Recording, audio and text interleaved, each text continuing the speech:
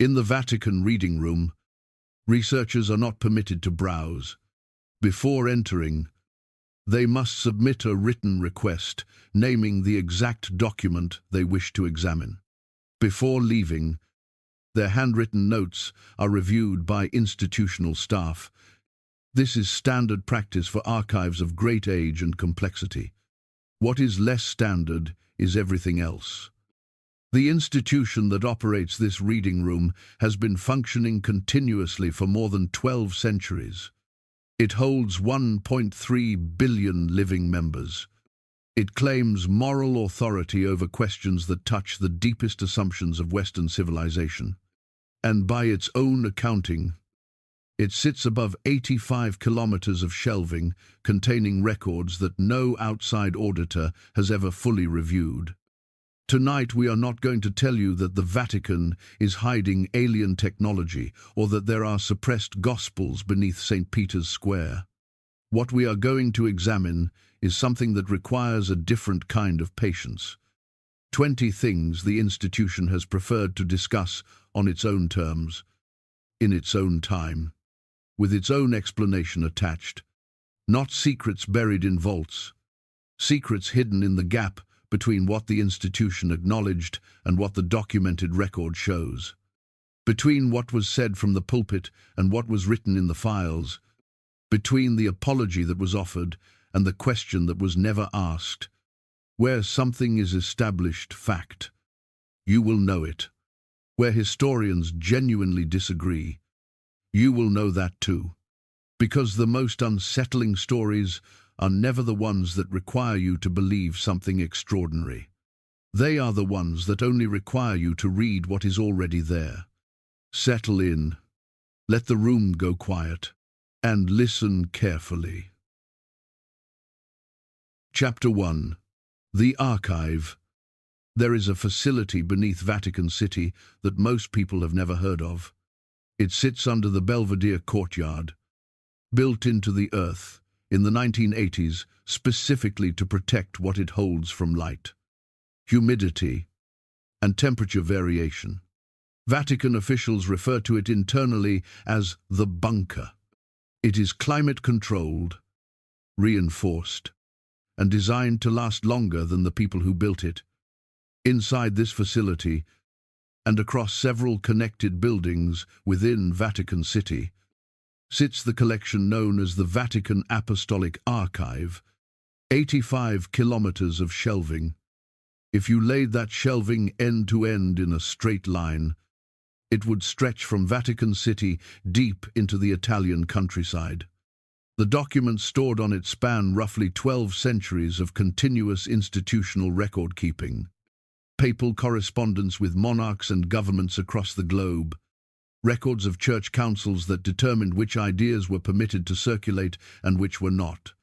Internal administrative records covering every era from the 8th century to the present day. For most of its existence, this archive was closed to everyone outside the institution. That began to change in 1881, when Pope Leo XIII opened limited access to outside scholars for the first time. The decision was significant.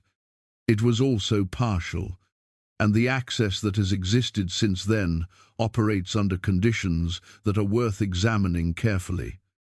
Because those conditions tell you something about how this institution understands the relationship between its own history and the people who might want to study it. To consult a document in the Vatican Apostolic Archive today, a researcher must submit a formal application. Academic credentials are required. Institutional affiliations must be documented. Letters of recommendation must be provided. And the researcher must specify, in advance, the precise documents they wish to examine. General browsing is not permitted. Once inside the reading room, researchers work under supervision. They may take handwritten notes. They may, under specific conditions, request photographs of individual documents. Before leaving, their notes are subject to review by institutional staff. These conditions are documented in the Vatican's own published access guidelines and in the published accounts of researchers who have worked there. Father Alejandro Cifres, who served as director of the Archive's historical section for many years, described the archive in interviews not as a place of secrets, but as a place of scale. He said the institution had grown so large, across so many centuries, that significant portions of its own holdings remained uncatalogued, not hidden. He was careful to say, uncataloguet. That distinction matters, and it is worth holding on to. What has not been read is not the same as what has been suppressed. An institution managing 12 centuries of documents faces genuine logistical challenges that no reasonable person would dismiss. But the distinction only goes so far. Because there are specific categories of documents that historians have sought access to for decades and been denied, or granted access to only under conditions that limit independent assessment in ways that matter for the historical questions being asked. The records of the Roman Inquisition represent centuries of intellectual and religious history documented in contemporaneous detail. A limited selection has been made available to scholars. A larger portion remains in restricted holdings. Several historians who have spent careers requesting access have described the pace of the cataloguing process in terms that do not suggest imminent completion. The files maintained by the Congregation for the Doctrine of the Faith relating to abuse cases referred from dioceses around the world have been shielded from civil law enforcement in most jurisdictions through claims of internal privilege. The consequences of that shielding, for the people who needed those files to obtain justice, are part of the documented legal record across multiple countries and multiple decades. Now, here is the detail that historians noted most carefully. In October of 2019, the Vatican announced it was renaming the collection. The Vatican Secret Archive would henceforth be known as the Vatican Apostolic Archive. Officials explained that the Latin word secretum had never meant secret in the modern English sense. It meant private, or personal. The renaming was an effort to correct a persistent misunderstanding. Several historians noted the timing. The renaming was announced in October of 2019. Just months later, in March of 2020, Pope Francis authorized expanded scholarly access to documents from the pontificate of Pius XII. The wartime pope, whose responses during the Holocaust had been a subject of historical debate and controversy for decades. The renaming arrived just before material became available that had the potential to be sensitive. Whether the timing was deliberate or coincidental is a question the record does not answer. Both explanations remain available. What is not in dispute is the sequence of events.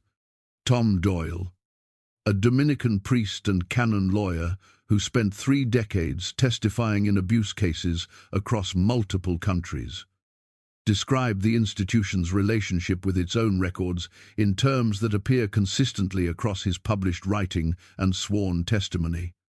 He said the pattern he observed, across every institutional level he had encountered, was that information was treated as a resource to be managed. Decisions about what was disclosed, to whom, and under what conditions were made with consistent reference to the institution's interests. He was careful to note that this pattern was not unique to the Vatican. Every large institution with significant interests to protect develops versions of it. What made this institution distinctive, he said, was the scale of its history, the depth of its archives, and the weight of authority it could invoke to make careful information management feel not like institutional calculation, but like sacred stewardship. Richard Sipe, a former Benedictine monk who spent 40 years conducting academic research on institutional culture within the Catholic Church, through interviews with more than 1,000 priests and former priests, described what he called managed disclosure. He defined it as the controlled release of information in a form and at a time determined by the institution itself, accompanied by framing designed to shape how that information is received, followed by a declaration that the matter is now settled. He was careful to note that not every instance of managed disclosure reflects bad faith. Some material genuinely requires careful handling. An archive of this age and complexity faces real preservation and logistical challenges that deserve acknowledgement. His point was different.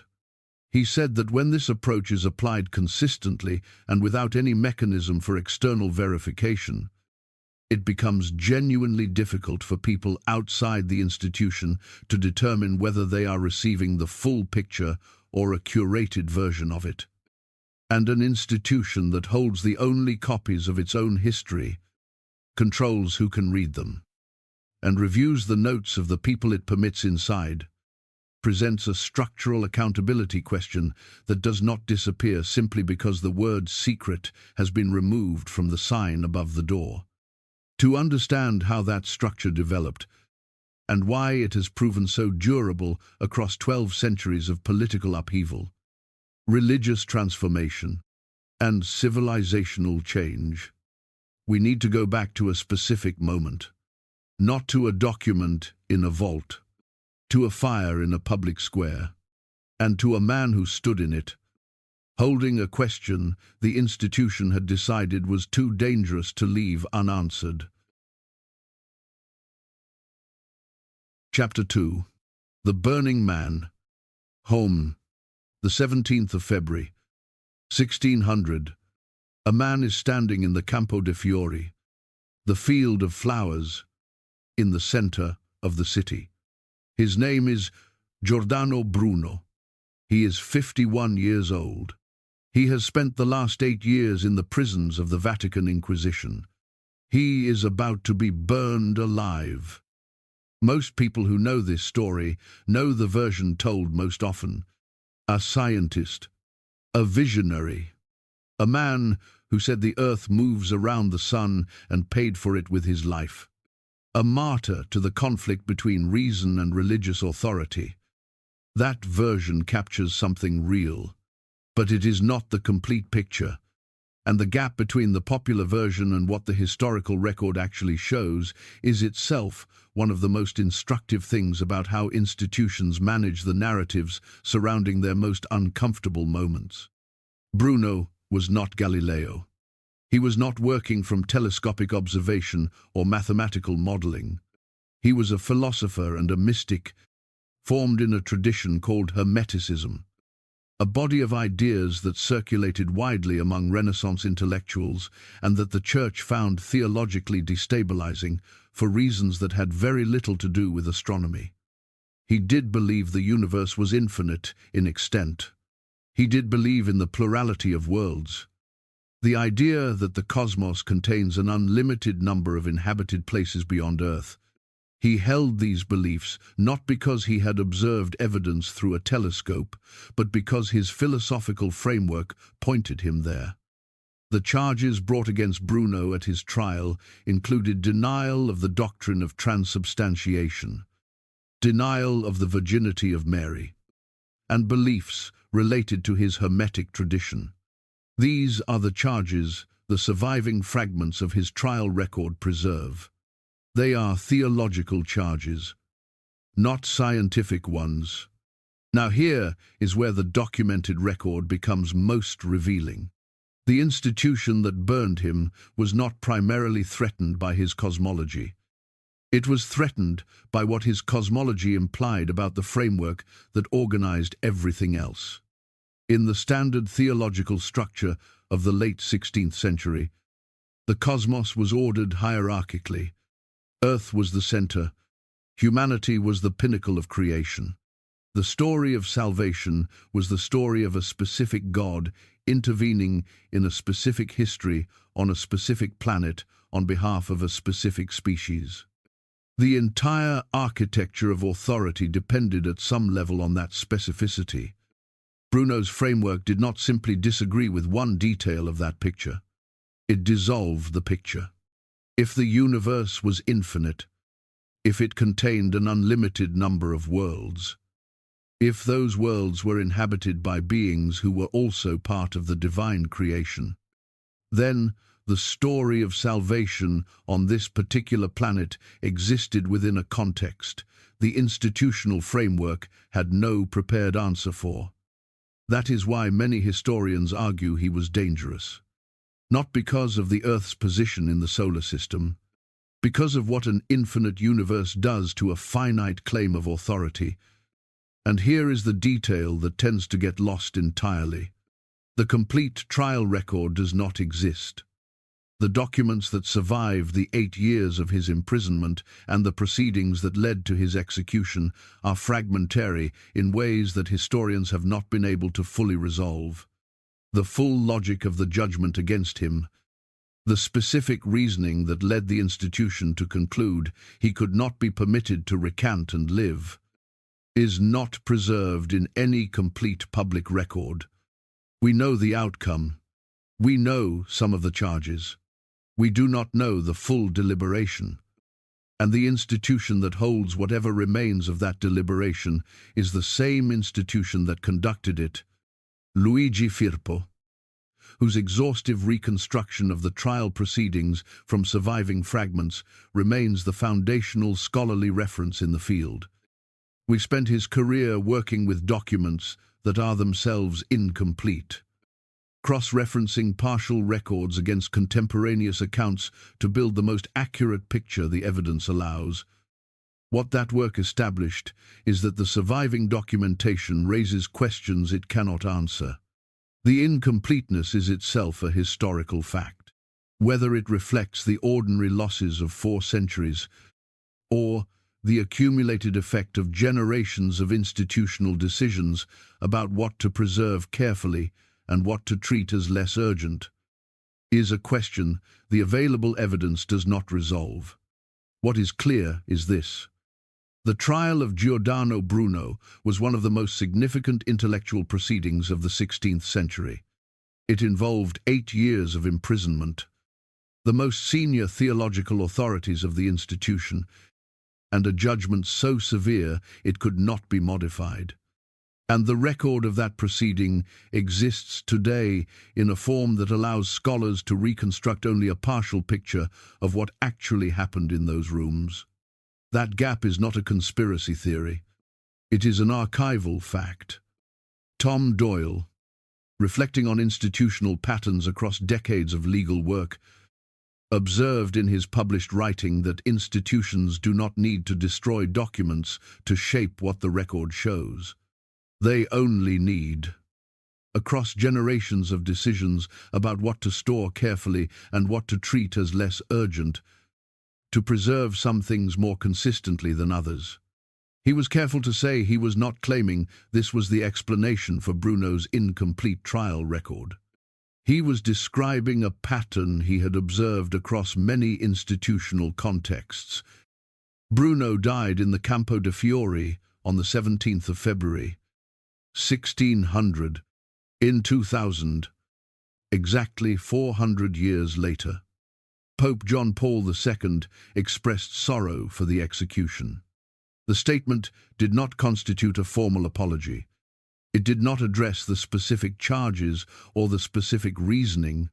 It acknowledged that something had gone wrong and expressed regret for the suffering involved. The statue of Bruno that stands today in the Campo de' Fiori, erected in 1889 by the Italian government over the explicit objection of the Vatican, faces toward St. Peter's Basilica. He is looking directly at the archive. The question he was asking when the fire was lit has not stopped being asked, and the record of exactly why the institution decided he had to die for asking it remains, to this day, not fully available to anyone outside the institution that made that decision. Chapter 3. The Index. Rome. The year is 1559. Pope Paul IV is 83 years old. He has been pontiff for 4 years. Contemporary accounts describe someone of fierce intelligence and considerable personal severity. A reformer who believed the Church's problems could be solved by the rigorous application of authority. He had helped establish the Roman Inquisition in 1542. He believed that the boundaries of permitted thought were not a matter of individual conscience, but of institutional determination.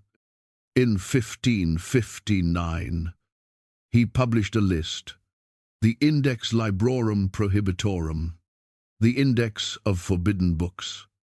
It was not the first attempt by the Church to regulate the circulation of texts, but the Index of 1559 was different in kind from what had come before. It was systematic. It was comprehensive. It was maintained and updated by a dedicated institutional body, and it remained in force, in various revised editions, for 404 years, until it was finally abolished by Pope Paul VI in 1966, 404 years. To hold that number properly, consider that the United States as a nation has existed for less than 250 years. The Index of Forbidden Books was a functioning institutional mechanism for nearly twice that span. Generations of scholars, writers, scientists, and theologians lived and died under its jurisdiction. Their work was shaped by its existence, whether or not any specific title ever appeared on it. Because you do not need to ban a book to discourage a line of inquiry, you only need scholars to understand that certain conclusions carry institutional consequences. The Index, over the course of its existence, listed several thousand titles, books that challenged the authority of the papacy, books containing theological heterodoxy, books that proposed accounts of the natural world or human history that conflicted with the framework the Church had established as authoritative. The case of Richard Sipe illustrates most clearly what the documented record shows across this period. Sipe was a French oratorian, priest, and biblical scholar who published a work in 1678 titled A Critical History of the Old Testament. He was not attacking Scripture. He was not attempting to undermine the faith. He was applying the scholarly methods of his time to the question of the biblical text's origins and transmission. His argument, carefully developed and extensively documented, was that the Pentateuch, the first 5 books of the Bible, showed clear evidence of having been compiled from multiple earlier sources by editors who worked at different times and in different contexts. This argument is today the foundation of what scholars call the documentary hypothesis. It is one of the most widely accepted frameworks in academic biblical studies. It is taught in universities and seminaries across every Christian denomination. In 1678, it was not widely accepted. Bossuet, the most influential Catholic churchman in France, had the book suppressed before it could be widely distributed. The print run was seized. Sipe was expelled from the Oratorian order. He continued working, producing revised versions of his scholarship under conditions of considerable institutional pressure. But the full implications of his argument were not permitted to circulate in Catholic scholarly contexts for more than 2 centuries. 2 centuries. The man who laid the foundation for one of the most important frameworks in biblical scholarship spent his career as an expelled priest working under institutional suppression. The ideas he documented with careful scholarly rigor were eventually adopted by the very institutions that suppressed them. And when that adoption happened, it happened gradually, without announcement, and without acknowledgement of the cost the suppression had imposed. That cost is worth naming precisely. It is not merely the personal cost to Sipe, though that was real and lasting. It is the cost to knowledge itself, 2 centuries of delayed engagement with a framework the evidence had supported from the beginning. Ernest Renan had trained for the priesthood before leaving the church. In 1863, he published his Life of Jesus, a work that applied the same historical methods being used to study ancient texts to the figure of Jesus himself. The book became an international sensation. It was placed on the index immediately. Renan lost his professorship at the Collège de France.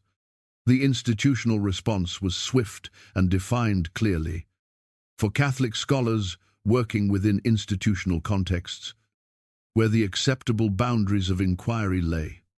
The pattern across these cases reveals a boundary that ran consistently along a specific line. On one side were findings that could be absorbed into the existing framework. Findings that confirmed the historical existence of places and peoples described in Scripture.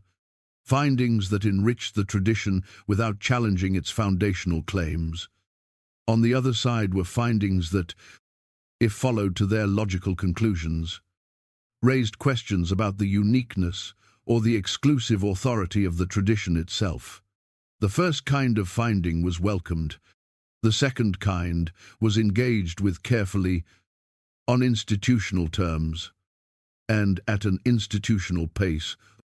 Historians who have studied this pattern, including J.M. de Bujanda, whose multi-volume scholarly catalogue of the index's contents remains the definitive reference in the field, have documented this dynamic across the full 4 centuries of the index's existence.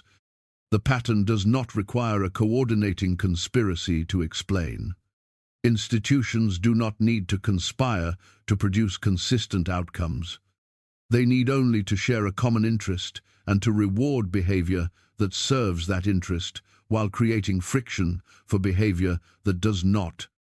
Donald Cozzens, who spent decades as a seminary rector before writing carefully about what he had observed inside the Catholic formation system, described this dynamic in terms that stayed with people who read his work.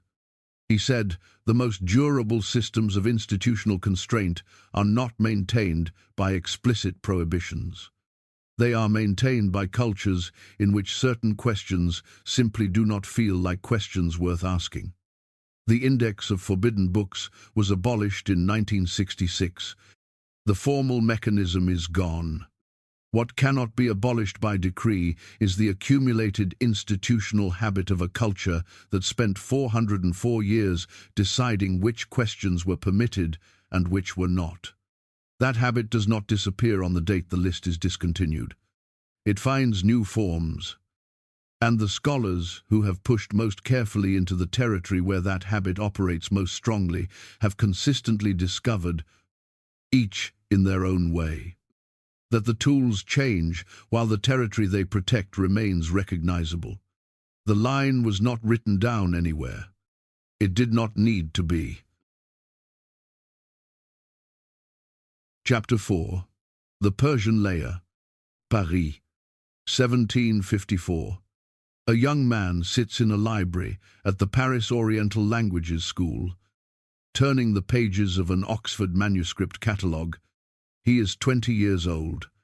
He has been studying Eastern languages with the focused intensity of someone who suspects that the most interesting things in the world are not in the curriculum he has been given, but somewhere behind it.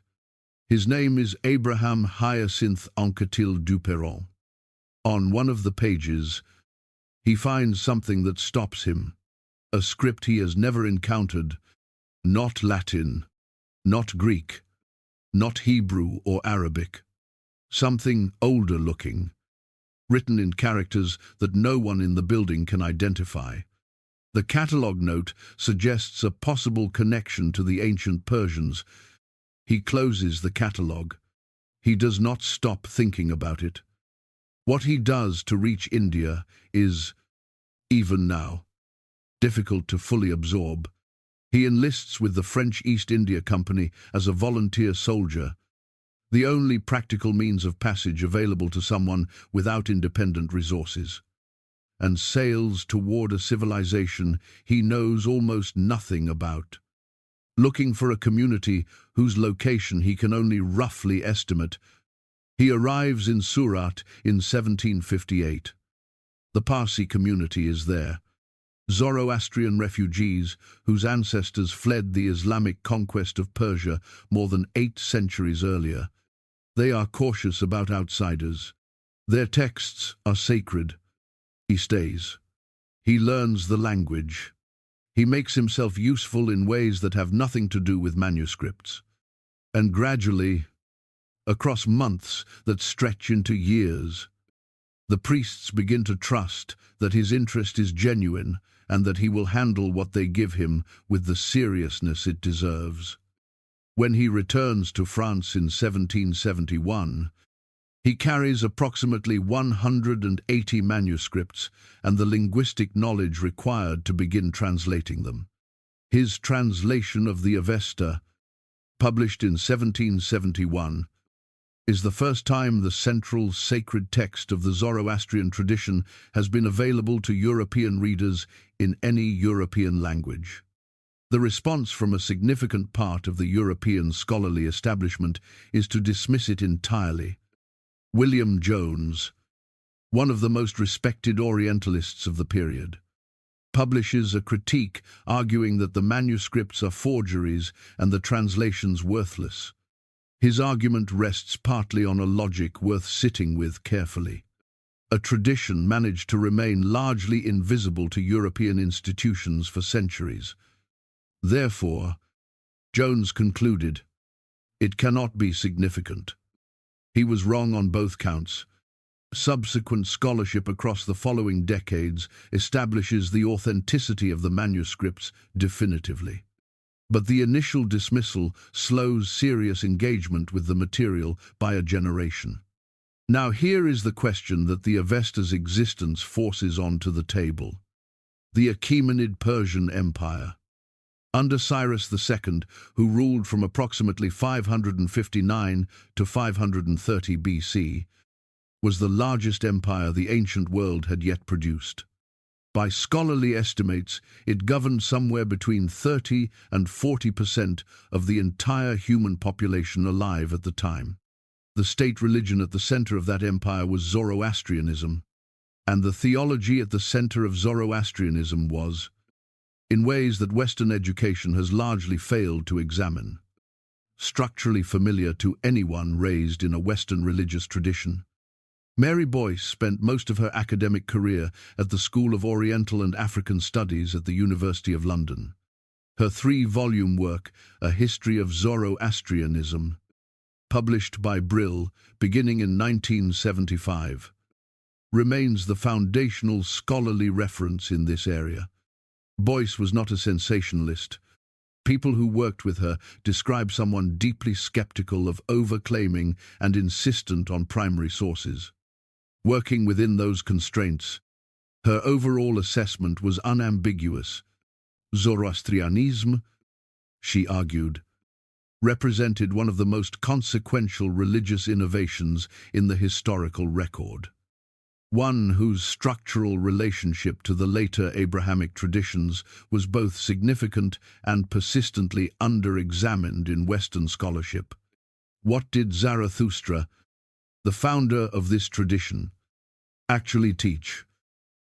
The core of his theology centers on an idea that was, in the context of the ancient world, genuinely striking.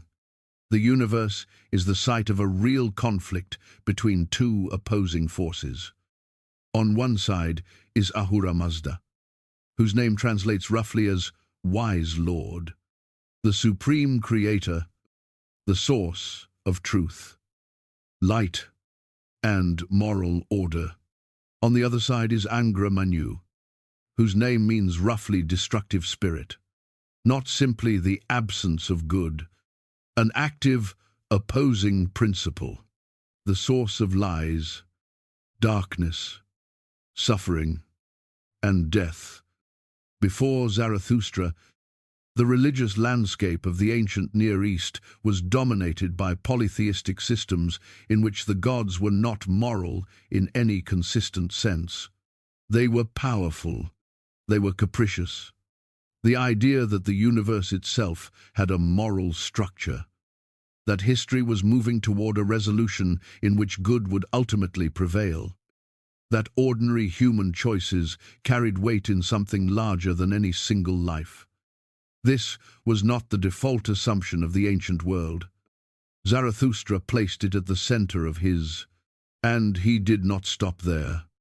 In the oldest Zoroastrian texts, there is a judgment after death, a bridge that widens for the righteous and narrows for those who chose deception until crossing becomes a fall. There is an end of time in which the dead are resurrected and evil is permanently defeated. There is a savior figure expected at the end of time to complete the defeat of evil and preside over the final renewal of the world. There is a cosmic adversary who actively works to corrupt human choices, a conviction that what individuals do in their ordinary lives matters not just personally but cosmically. If you have grown up in any of the Abrahamic traditions, reading that list produces a specific sensation, not unfamiliarity. The opposite. Now here is the structural question that scholars like Boyce, Richard Foltz of Concordia University, and John R. Hinnells of the University of London have spent careers carefully examining. These structural features appear in recognizable form in the Zoroastrian tradition at a point that many researchers believe predates their fully developed appearance in Jewish, Christian, or Islamic scripture.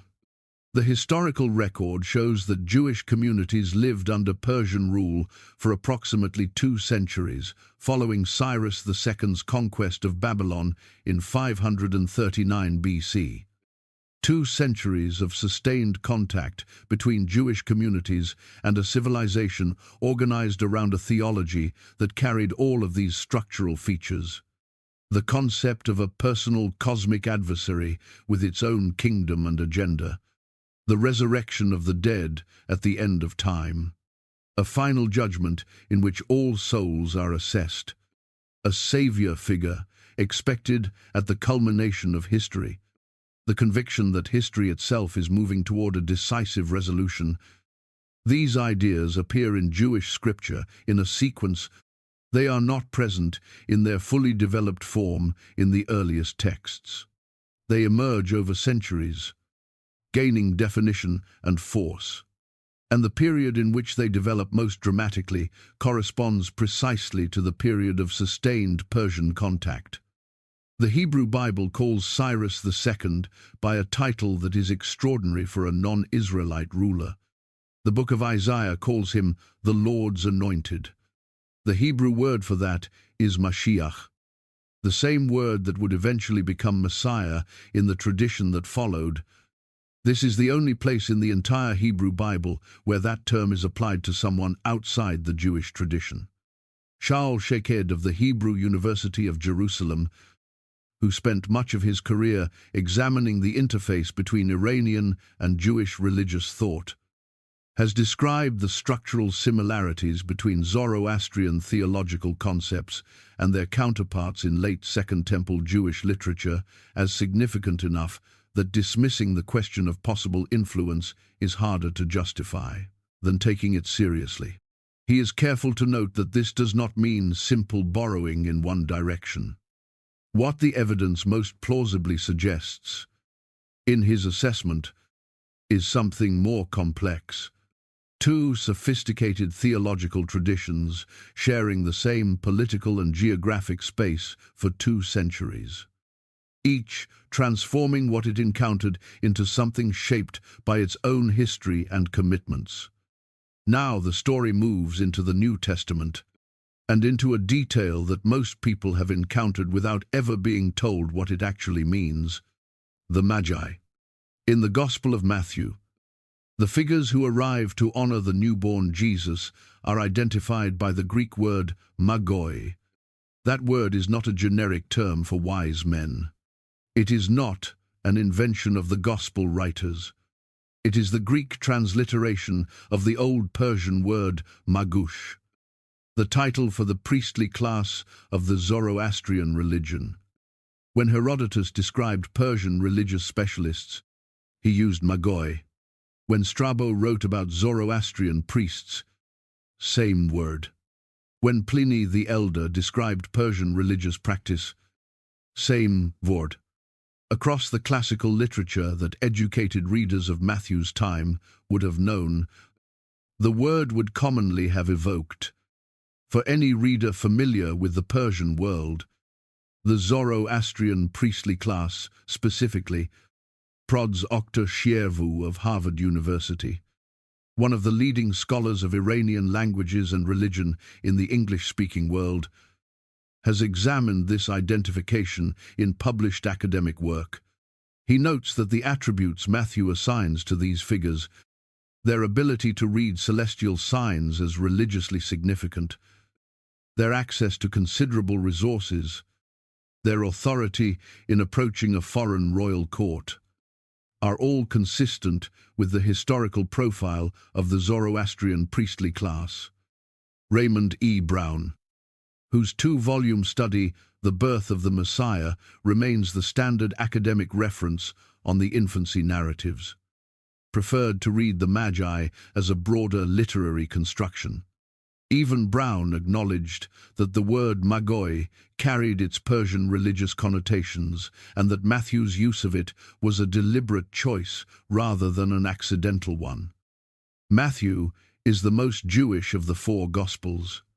Into this carefully constructed Jewish narrative, Matthew places, at the very beginning, before a single teaching or miracle of Jesus is recorded, a scene in which the first outsiders to recognize and honor the newborn Jesus are identified by a word that, for readers familiar with the Persian world, would have evoked the Zoroastrian priestly tradition specifically, not Jewish priests, not Roman officials, not Greek philosophers, men from the direction of Persia, men whose professional identity was rooted in a tradition that had, for centuries, you've been teaching about a figure expected to arrive at a crucial moment in cosmic history, to renew the world and defeat evil. As Christianity became more institutionally defined across the following centuries, those figures were progressively stripped of their specific identity. By the 3rd century, they had been assigned a number, 3, based on the number of gifts rather than anything Matthew actually says. By the 6th century, they had been given names that appear nowhere in the text. By the medieval period, they were being depicted as kings, a reading based on a psalm rather than on Matthew. Their possible Zoroastrian connection, the specific thing the word magoi would have communicated to Matthew's first readers, was replaced across several centuries of interpretive layering with a version that made them universal figures, representatives of humanity's search rather than representatives of a specific and still living prophetic tradition. Why has this structural relationship, documented by serious scholars working at Harvard, Oxford, the Hebrew University, the University of London, and Uppsala University, remained so consistently outside the mainstream educational conversation? The answer runs through the political history of the ancient world. Rome and Persia were civilizational enemies for approximately 7 centuries. When Christianity became the official religion of the Roman Empire under Theodosius I at the end of the 4th century, it became the religion of a state that had been in sustained civilizational conflict with the Zoroastrian Persian Empire for generations. In that context, many historians argue, acknowledging that the theological world Christianity grew into had been shaped, in some structural measure, by ideas whose earlier form appears in the religion of that same civilizational rival was politically unavailable.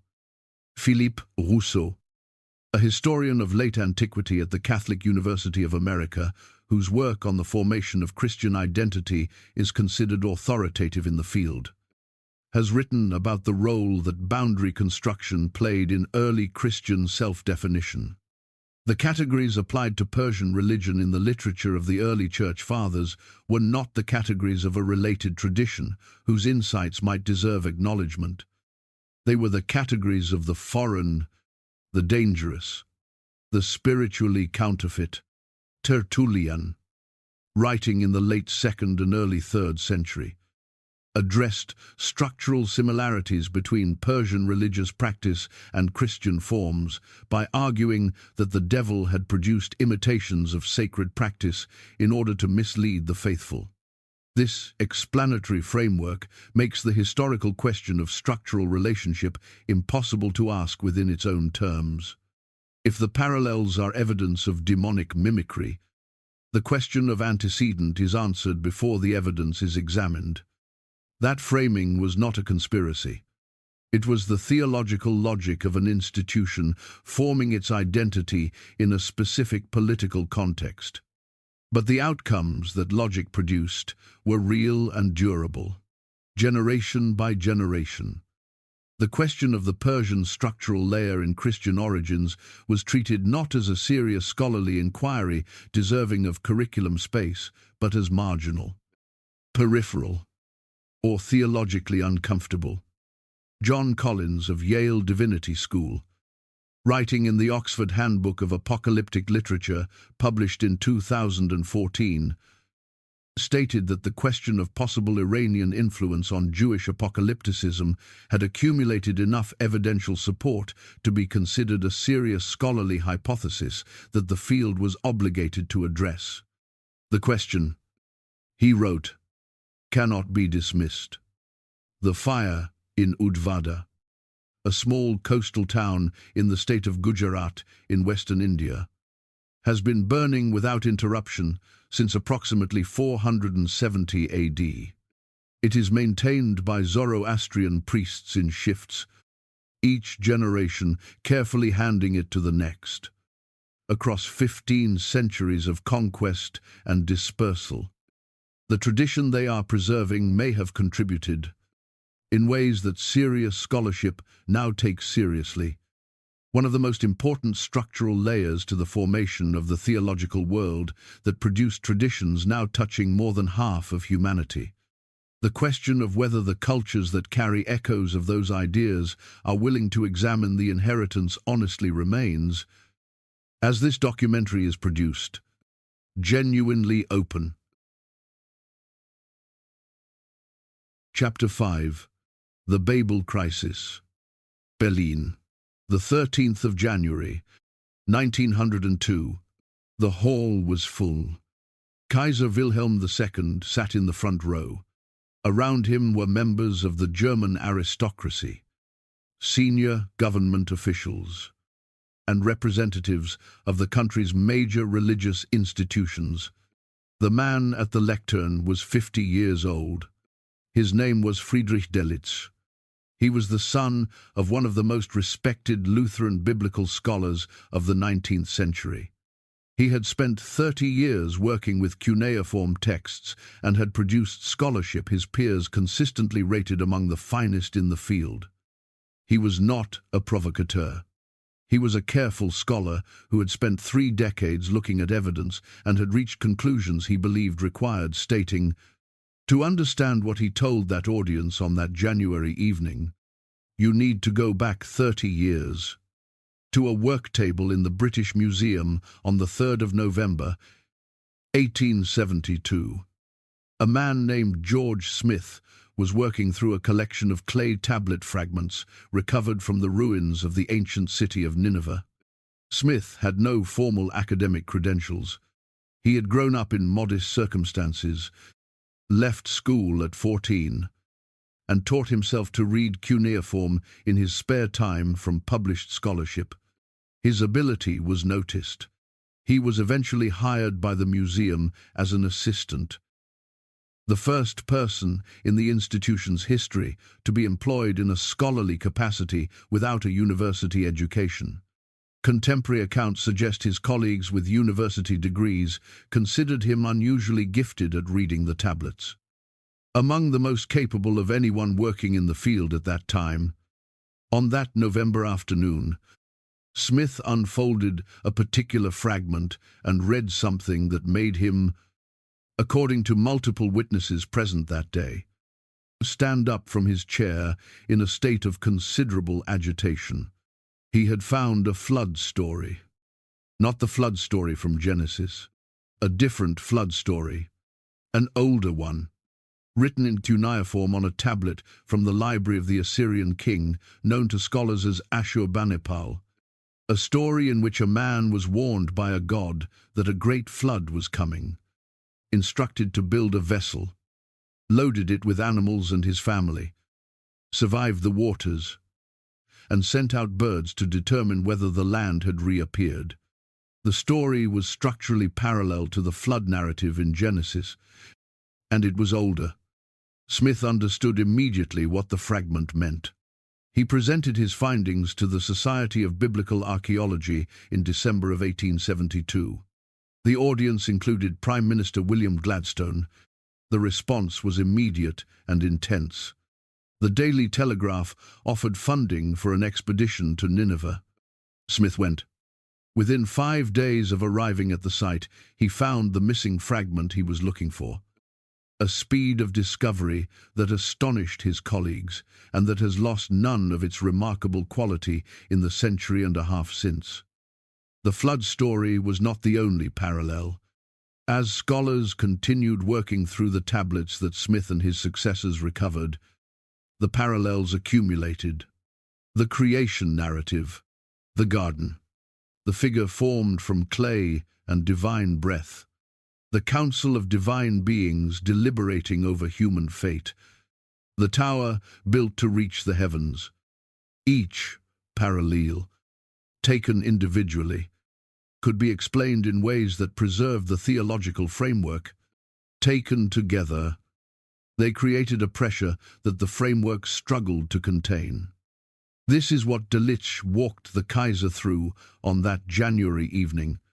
He argued that the evidence strongly suggested the biblical writers had drawn on Babylonian literary and religious traditions, that the stories in the Hebrew Bible were part of a broader cultural inheritance shared across the ancient Near East. He presented this not as an attack on religion, but as a finding of historical scholarship. The response was not what he anticipated. Within weeks of the lecture, published as a pamphlet and distributed widely, the controversy had spread beyond Germany into Austria, Britain, France, and the United States. Theologians and bishops of every major Christian denomination felt compelled to respond.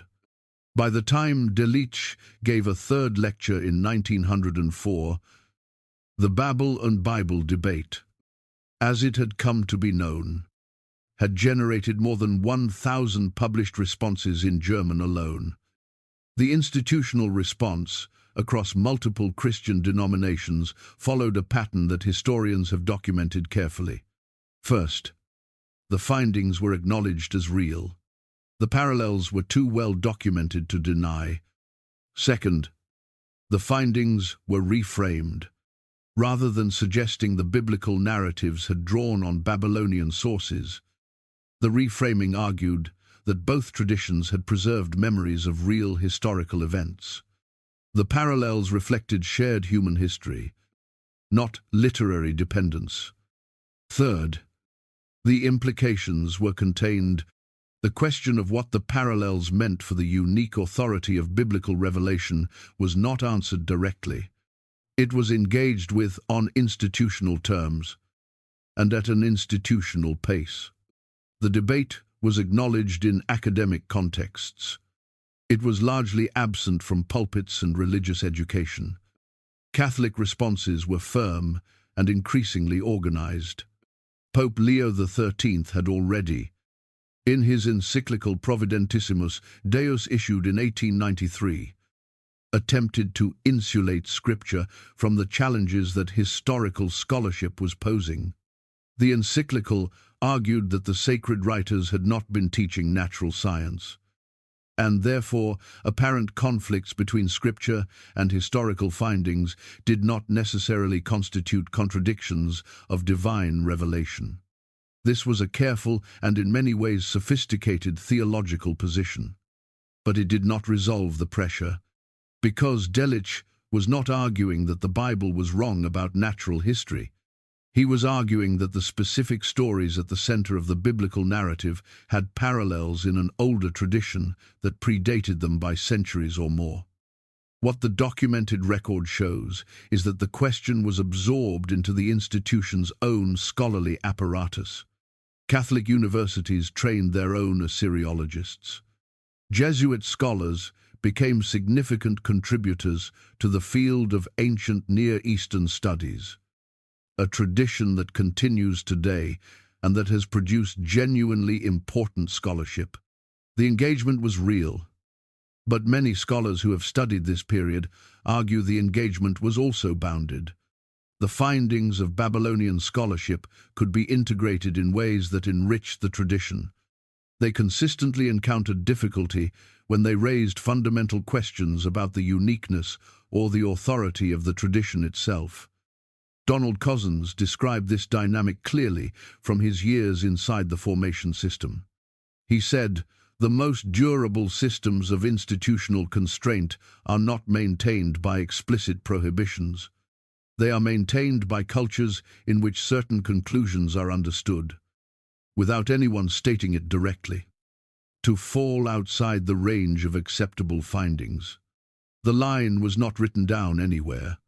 It did not need to be." Chapter 6. Galileo's Real File. Rome, the 22nd of June, 1633. Late afternoon.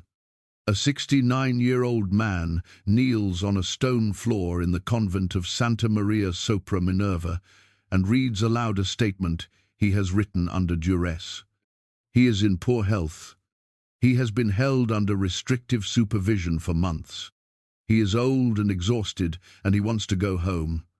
His name is Galileo Galilei. What he is recanting is his published argument that the earth moves around the sun. Most people who know this story know the outline. A scientist, an institution that felt threatened, a conflict between evidence and authority that ended with evidence suppressed. And then, in 1992, a public acknowledgement from Pope John Paul II that the theologians who condemned Galileo had made an error in reasoning. That acknowledgement is more precise and more limited than the way it is usually described. And the gap between what John Paul II actually said and what most people believe he said is itself one of the most instructive examples of how this institution has managed its most uncomfortable historical moments. What John Paul II actually said, in his address to the Pontifical Academy of Sciences on the 31st of October, 1992, was that the theologians of the time had failed to distinguish properly between the domains of faith and science, and that this failure had caused genuine suffering. He acknowledged a reasoning error. He expressed sorrow. He did not address the political dimension of the prosecution. And many historians argue that the political dimension is where the record becomes most revealing. To understand what was actually driving the proceedings against Galileo in 1633, you need to go back 2 years to 1631. Pope Urban VIII had once been Galileo's friend. He had supported Galileo's work. He had believed the astronomer was careful enough to frame his ideas as hypothesis rather than established fact. The friendship had been genuine. The patronage had been real. But by 1631, something had changed. Many historians who have studied this period argue that conservative factions within the Church were now pointing to Urban's friendship with Galileo as evidence that Urban himself could not be trusted to hold the line of orthodoxy. The friendship had become a political liability. And Urban, who had spent his pontificate navigating the most dangerous theological currents of the Counter-Reformation, understood what kind of answer would satisfy the faction whose support he required. Galileo published his dialogue concerning the two chief world systems in 1632. Urban initiated formal proceedings against him within months. A man who had been his friend became the instrument of his doctrinal credibility. The 1992 acknowledgement did not address this. What John Paul II apologized for was a theological error in reasoning. What he did not examine was the political calculation that many historians argue drove the prosecution in the first place. That is a different kind of wrong from a theological error in reasoning, and it requires a different kind of acknowledgement. Now, here is where the archival dimension becomes directly relevant. The proceedings against Galileo involved two separate moments of institutional action. The first was in 1616, when church authorities issued a warning against defending the Copernican position. The second was the trial of 1633. The official certified minutes of the 1616 proceedings record a relatively limited injunction. But there is a second document in the Vatican archive relating to those same proceedings. This document records a more sweeping prohibition, stating not merely that Galileo was warned, but that he was explicitly forbidden to hold, teach, or defend the Copernican doctrine in any way whatsoever, by word or in writing. The relationship between these two documents has been a subject of scholarly discussion since they were first examined in the mid-20th century. The historian Maurice Finocchiaro, whose published work on the Galileo affair is among the most rigorous in the field, has examined this discrepancy carefully. He treats it as a genuine historical puzzle. The prosecution used the more sweeping prohibition as the basis for the charge that Galileo had violated a direct order. If that prohibition was itself procedurally irregular, the entire basis of the trial shifts. Finocchiaro does not claim certainty. He argues that the discrepancy is real, that it matters for understanding the trial, and that fuller independent access to the relevant archival materials would help resolve questions that currently cannot be answered. That fuller independent access has not been provided. Tom Doyle, reflecting on how institutions manage acknowledgements of past error, described what he called the terminated apology. He said, the most consistent feature of institutional acknowledgements he had observed was that the acknowledgement served simultaneously as an apology and as a closure. Once the statement was issued, the matter was considered settled. Further inquiry was not necessary, and in practice was not welcome. He said that in his experience, a declaration that a matter has been addressed, coming from the institution whose own conduct is the subject of the matter, was one of the most reliable signals he had encountered that the matter had not in fact been fully examined. Galileo went home eventually, under permanent house arrest, to a villa outside Florence. He continued his scientific work in the quiet of that house. He completed his final major work, the discourses and mathematical demonstrations relating to two new sciences, which laid foundations for modern physics. While confined to that villa and slowly losing his sight, he went blind in 1638. He died in 1642. Still, under the terms of a sentence an institution had imposed on him for being right about the sky, the institution that had required him to kneel issued its acknowledgement of error 350 years later. On its own terms, in its own time, with its own explanation attached.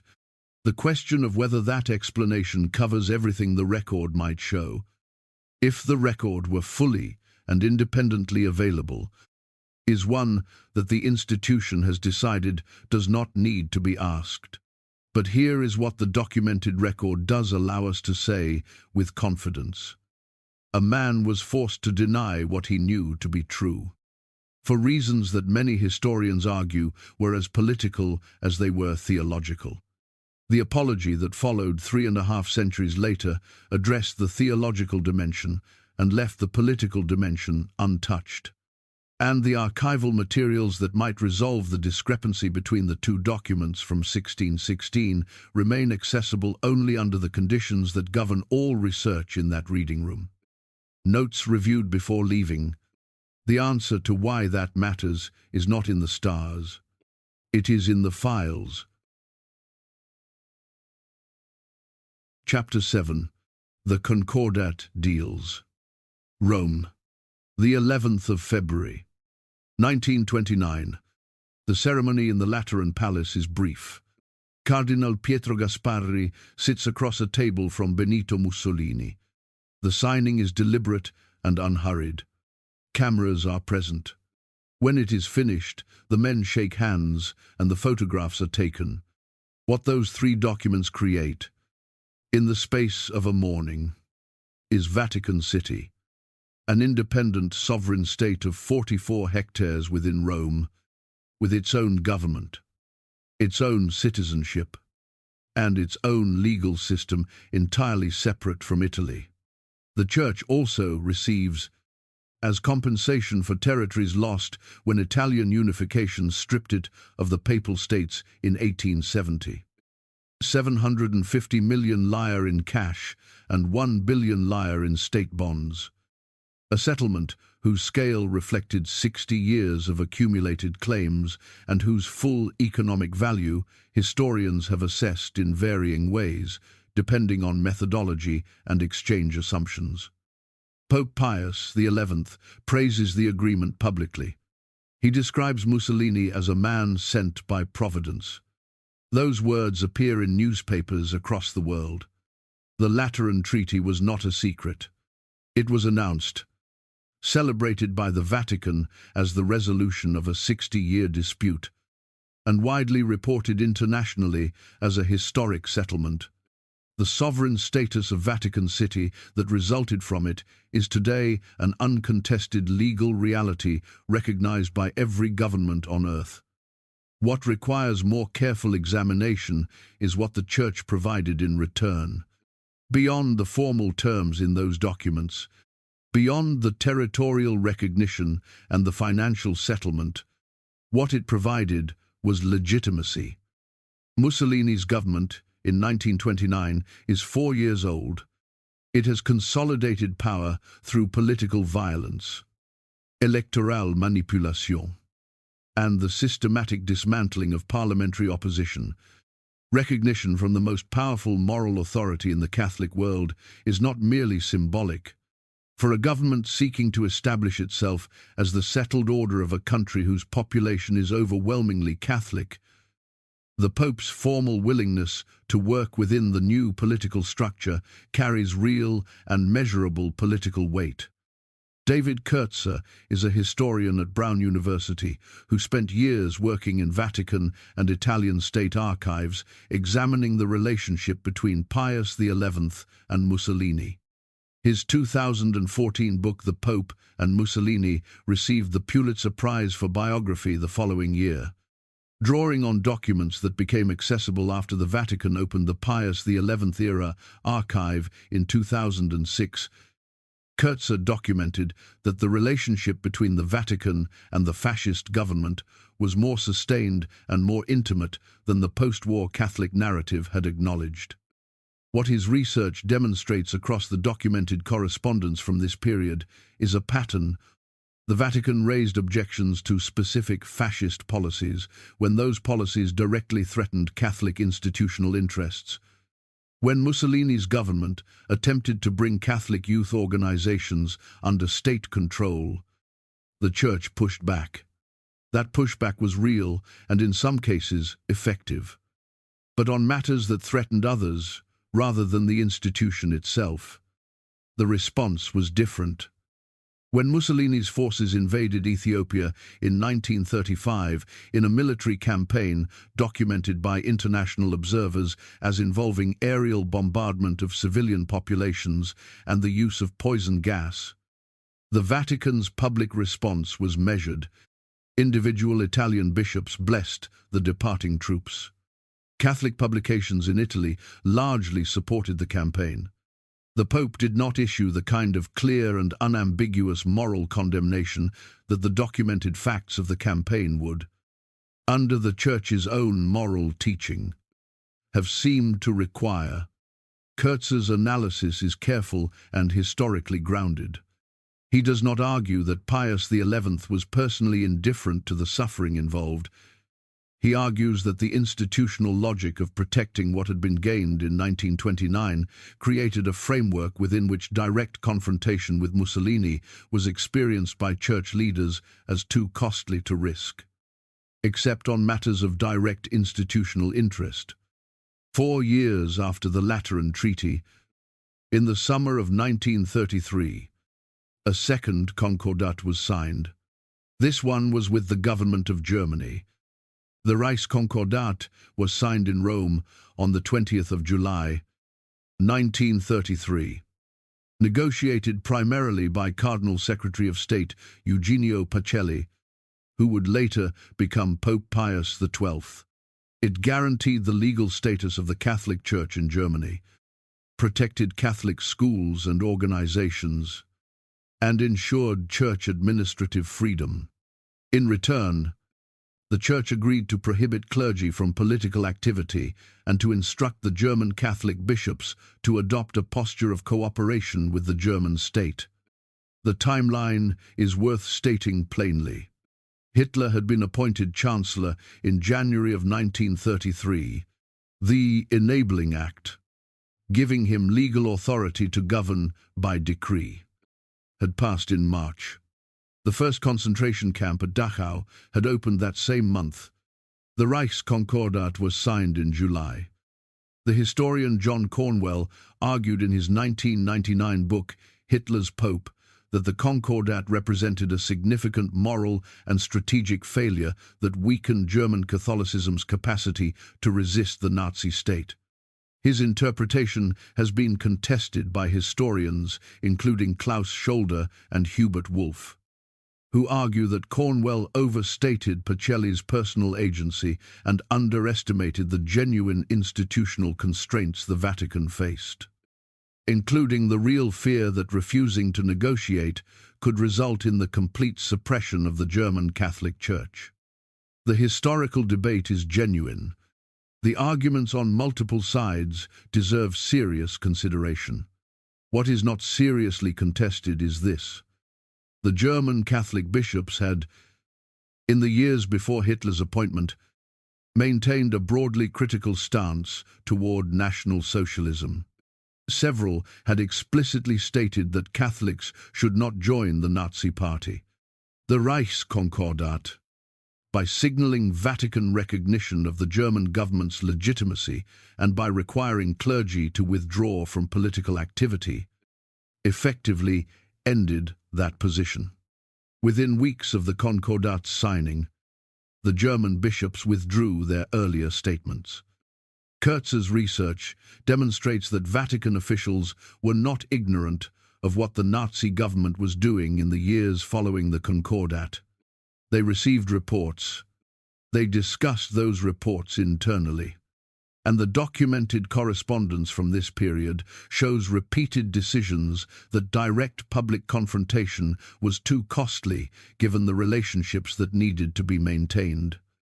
Pope Pius XII's responses during the Holocaust represent the most examined and most contested question in modern church history. The opening of the Pius XII-era archive by Pope Francis in 2020 has provided historians with material still being carefully assessed. The picture, emerging from ongoing scholarly work, does not support simple verdicts in either direction. What it does support, consistent with Kertzer's documented analysis of the Lateran period, is that the institutional logic of protecting established relationships continued to shape the Church's responses through the war years. Donald Cozzens, who spent decades inside the Catholic formation system, made a point he described as personally difficult to articulate, but necessary to say clearly.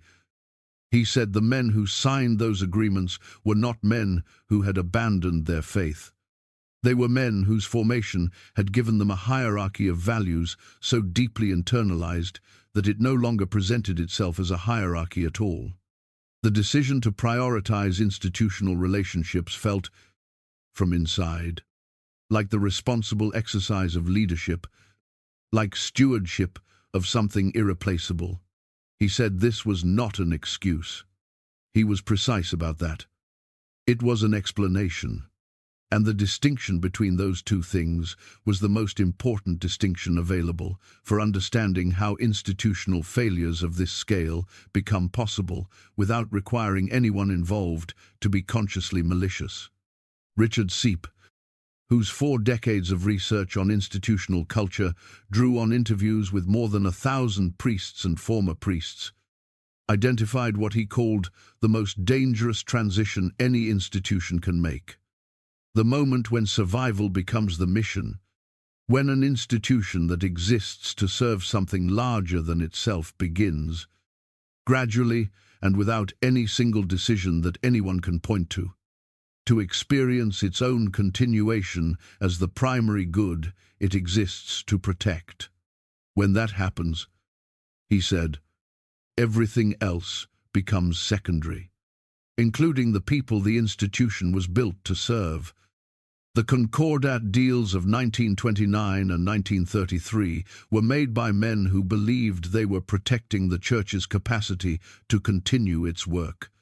What the documented correspondence from this period shows is that protecting established institutional relationships was treated as a priority over direct public confrontation, even when the documented facts of events like the Ethiopia campaign would, under the Church's own moral teaching, have seemed to call for it.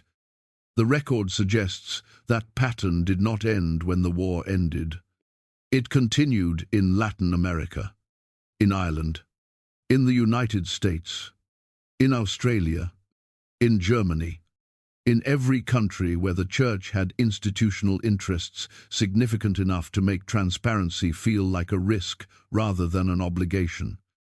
And it produced, across the second half of the 20th century, a crisis whose scale, whose geographic reach, and whose documentation in court records and government investigations across multiple continents make it one of the most thoroughly evidenced institutional failures in modern history. That crisis did not begin suddenly. It had been building for decades, observed by people inside the institution who understood what they were seeing and who tried, through official channels, to make the institution see it too. One of those people was a 37-year-old Dominican priest sitting in a quiet office in Washington in October of 1985, holding a report he had spent months preparing, understanding for the first time with complete clarity what kind of organization he had given his early adult life to serve. His name was Tom Doyle, and what he saw in that office, and what he decided to do about it, is where this story takes its most human turn. Chapter 8. The Priests Who Spoke. Washington, October 1985. Tom Doyle was not a rebel. He was not a man looking for reasons to leave or to fight. People who knew him in his years at the Vatican's Washington embassy describe someone who believed, with the kind of sincerity that only genuine vocation produces, that he was exactly where he was supposed to be. A Dominican priest with advanced degrees in canon law, political science, and philosophy, 37 years old, stationed at one of the most prestigious assignments available to an American priest. The Apostolic Nunciature in Washington was the Vatican's diplomatic presence in the United States, and being there at his age meant the institution considered him reliable. capable, and worth investing in. He had earned it. He believed in it. Then he read the files. In 1984, a priest in Louisiana named Gilbert Goth became the subject of a civil lawsuit alleging the sexual abuse of multiple children across many years. It was not the first such case in the Church's history, but it was the first to sustain national media coverage in the United States in a way that made institutional containment genuinely difficult. More cases followed quickly. Different priests, different states, different dioceses, and the pattern that emerged from the documentation was not the pattern of isolated individuals acting without anyone's knowledge. It was a pattern of institutional response, of what the Church did after the superiors found out. Doyle read everything he could obtain. He worked with a canon lawyer named Father Michael Peterson and a civil attorney named Ray Mouton to produce a formal written report for the United States Catholic Conference. The report was specific. It documented the scale of what the evidence suggested. It laid out the legal exposure the Church was accumulating. It made recommendations that were direct and unambiguous. Address the problem. Cooperate with civil authorities. Remove abusers from ministry. Prioritize the welfare of victims. The bishops received the report in 1985. They did not act on it with the urgency Doyle believed the evidence required. Doyle later described what followed in terms that appear consistently across his sworn testimony, his published writing, and his interviews. He said the institutional response was not to address what the report had identified. It was to manage it. Priests were moved. Cases were settled quietly with confidentiality agreements. Attorneys were instructed to contest discovery requests. The files were maintained internally. The welfare of victims was processed as a liability question rather than as a human one. In an interview published by the National Catholic Reporter in 2009, he said the Church's leadership had made a decision, not in a single meeting, not through explicit coordination, but effectively and consistently, that the institution's reputation was worth more than the suffering of the children who had been harmed. He said it was not made by evil men. It was made by men whose formation had given them a hierarchy of values in which the institution sat above almost everything else. He remained a priest. He made a decision, without announcement and without drama, that he was going to say what the evidence showed, regardless of what it cost him. The cost was considerable. The trajectory toward episcopal advancement was gone. What replaced it was courtrooms, depositions, 3 decades of testimony across 700 cases in multiple countries. The same institutional culture described from a different angle, in jurisdiction after jurisdiction, decade after decade, until the documentation became so extensive that it constituted not a series of local failures, but a comprehensive institutional record. For Tom Doyle, the defining experience of those 3 decades was not any single case. It was the consistency, walking into a different courtroom in a different country and hearing the same story told by a different person in a different language, and understanding, each time, that the consistency was the point. Donald Cozzens arrived at a similar place from a different direction. Cozzens had spent his career not in diplomacy, but in formation. As a seminary rector and vicar for clergy in the Diocese of Cleveland, his work was to watch what the institution produced when it shaped a person from late adolescence into ordination and beyond. He observed that process across decades. Then he wrote 2 books describing what he had seen, with the precision of a man who understood that the value of the description depended entirely on its accuracy. What he described was a culture, not a conspiracy, not a network of deliberately malicious actors, a culture in which the expression of certain kinds of doubt was discouraged from the earliest stages of formation, in which loyalty to the institution was experienced not as a policy, but as a moral obligation so deeply internalized it felt like a personal virtue, in which the mechanisms for addressing serious problems were oriented, automatically and without anyone consciously deciding to orient them that way, toward protecting the structure rather than toward the welfare of the people the structure was supposed to serve. His first book, published in 2000, was received by many priests and laypeople with recognition and relief. People told him he had named things they had experienced but could not articulate. The institutional response was different. Communications arrived from church officials, making clear that his willingness to speak openly about internal culture had consequences for how he was perceived within the hierarchy. Not explicit reprimand. Something subtler. A shift in tone. A change in invitations received and not received.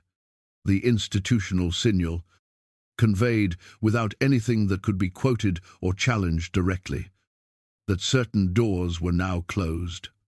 For Donald Cozzens, that quietly closing door was itself the clearest evidence he had found of everything he had been trying to describe. He continued writing anyway. He said it was not heroism. It was obligation. He had spent decades watching what the formation system produced. He owed the people formed by that system an honest account of what he had seen. Richard Sipe's story begins differently from either of theirs. Picture a monastery in rural Minnesota. 1970. A man in his late 30s walks out of the gates of St. John's Abbey in Collegeville, a small city in the central part of the state, carrying very little. He has been a Benedictine monk for 18 years. He has lived inside the institution's rhythms, its prayers, its silence, its particular way of understanding what human beings are and what they owe to each other and to God. He is not leaving in anger. He is leaving to do something he has come to believe can only be done from outside. He wants to understand, with the tools of academic research and clinical observation, what he spent 18 years living from the inside. Over the following 4 decades, Richard Sipe interviewed more than 1,000 priests and former priests. He built a body of published work on the psychology of celibate religious life and the institutional conditions that enabled abuse. He testified as an expert witness in hundreds of legal cases across multiple countries. And he did all of this carrying the particular kind of knowledge that only someone who has lived inside a total institution possesses. He knew what the walls looked like from inside. He had lived behind them for 18 years. And that knowledge, combined with 4 decades of careful research on the outside, gave his work a credibility that the institution found genuinely difficult to contest on the merits. So it contested other things instead. When his work began reaching wide audiences, the challenges that arrived were aimed at his credibility and his motives rather than his methodology. He documented this in his own published accounts. He described it, in interviews before his death, as one of the most sustained professional frustrations of his life. He understood why the institution felt threatened. Understanding it did not make it less frustrating.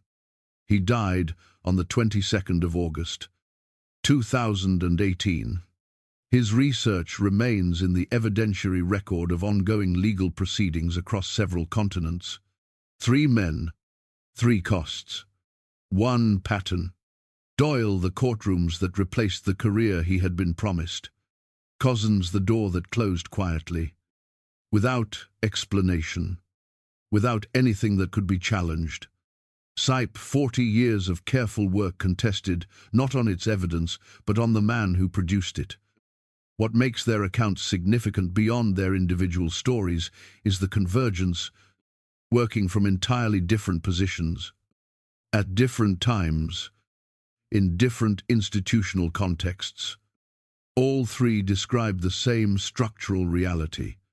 Not a conspiracy, not a network of deliberately evil actors, a culture, a set of institutional reflexes so deeply embedded that the people operating within them experience those reflexes not as choices, but as the nature of things. The instinct to manage information rather than disclose it. The orientation toward protecting the institution rather than the people the institution was supposed to serve. The experience of loyalty as a moral obligation that superseded external accountability. Richard Sipe identified three conditions that, operating together over sufficient time, the record suggests, produce this pattern in institutions across many different sectors and many different cultures. An institution that controls its own information. An institution whose members experience loyalty as a moral obligation rather than a contractual one. An institution that operates without meaningful external oversight for an extended period. He said, the Catholic Church had all three conditions operating at high intensity for most of the 20th century. He said the specific content was religious. The structural mechanism, he was careful to note, was not unique to religion. That distinction matters more than almost anything else in this story. Because the temptation, when confronting evidence of institutional failure on this scale, is to conclude that this particular institution is uniquely corrupt, that there is something specific to this tradition, this set of beliefs, this history, that produce these outcomes. Sipe's research suggests something harder to hold, but more important to understand. The outcomes are not unique to the institution. They are the predictable product of the conditions. Change the conditions and the record suggests you change the outcomes. Leave the conditions in place and the outcomes recur. Regardless of how many individuals within the institution are genuinely committed to preventing them. That is the framework through which the chapters that follow need to be understood. Because what comes next is not a story about troubled men in a specific country at a specific moment. It is a story about what happens when those three conditions operate at full intensity, across an entire society. For most of a century, it is the story of Ireland. Chapter 9. The Missing Children. Dublin, the 20th of May, 2009. A document is released that has taken 9 years to produce. 5,000 pages. The people who had waited longest for it did not call it by its formal title. They called it the Ryan Report. After Justice Sean Ryan, who had chaired the commission to inquire into child abuse, and when Irish survivors finally held it in their hands, or heard its contents read aloud on the radio while sitting in their kitchens or their cars. Many of them said the same thing, not that it told them anything they did not already know, but that it was the first time an institution with the authority of the state had looked at what had happened to them and said, in language that could not be walked back, yes, this happened. We see it. It is real. That moment of being seen, after decades of being told they were mistaken or exaggerating or motivated by bitterness, was not a small thing. For many of them, it was the most significant thing that had happened in their adult lives. What the Ryan Report documented, across those 5,000 pages, was not a collection of isolated incidents. It was not a series of individual failures by individual people acting without the knowledge of their superiors. It was a system, built over decades, operating across dozens of Catholic-run institutions throughout Ireland, maintained by multiple layers of institutional authority, protected by a culture of silence so thoroughly embedded that it had functioned, with only occasional disruption, for most of the 20th century. The institutions at the center of the report were reformatory schools and industrial schools run by Catholic religious orders on behalf of the Irish state. They housed children committed there by courts or welfare authorities, children who were orphaned, children whose families could not support them, children who had committed minor offenses that in any other context would have been handled with a caution and a conversation. And in a number of documented cases, children whose only situation was having been born into poverty, or having been born at all to parents whose circumstances made them inconvenient to someone with the authority to act on that inconvenience. At their peak in the mid-20th century, these institutions held tens of thousands of Irish children. The testimony gathered by the Commission over 9 years included accounts from survivors across many institutions and many decades. From that documented record, a composite portrait emerges of what arrival at one of these institutions looked like for a child. A boy arrives at an industrial school in the west of Ireland at the age of 8. Drawn from the kinds of experiences documented throughout the Commission's record, he does not know why he has been sent there. He has not been told how long he will stay. He is assigned a number. He learns quickly that the number is more reliably answered to than his name. He understands within the first week that there is no one he can tell if something goes wrong. And he understands, in the particular way that children understand things that adults have not stated explicitly, that the people outside the walls either do not know or have decided not to ask. What the Commission found, in testimony gathered over 9 years and cross-referenced against institutional records, was this: physical abuse was endemic, not the conduct of occasional individuals acting outside institutional norms. The Commission was explicit on this point in language that does not permit softening. It was the norm. Children were beaten for infractions so minor that survivors struggled to name them decades later. They were beaten as routine, as punishment, as the primary instrument of institutional order. The damage was lasting. Many survivors carried physical and psychological consequences into old age. Sexual abuse was widespread, particularly in institutions run by male religious orders. The report documented hundreds of individual cases in detail.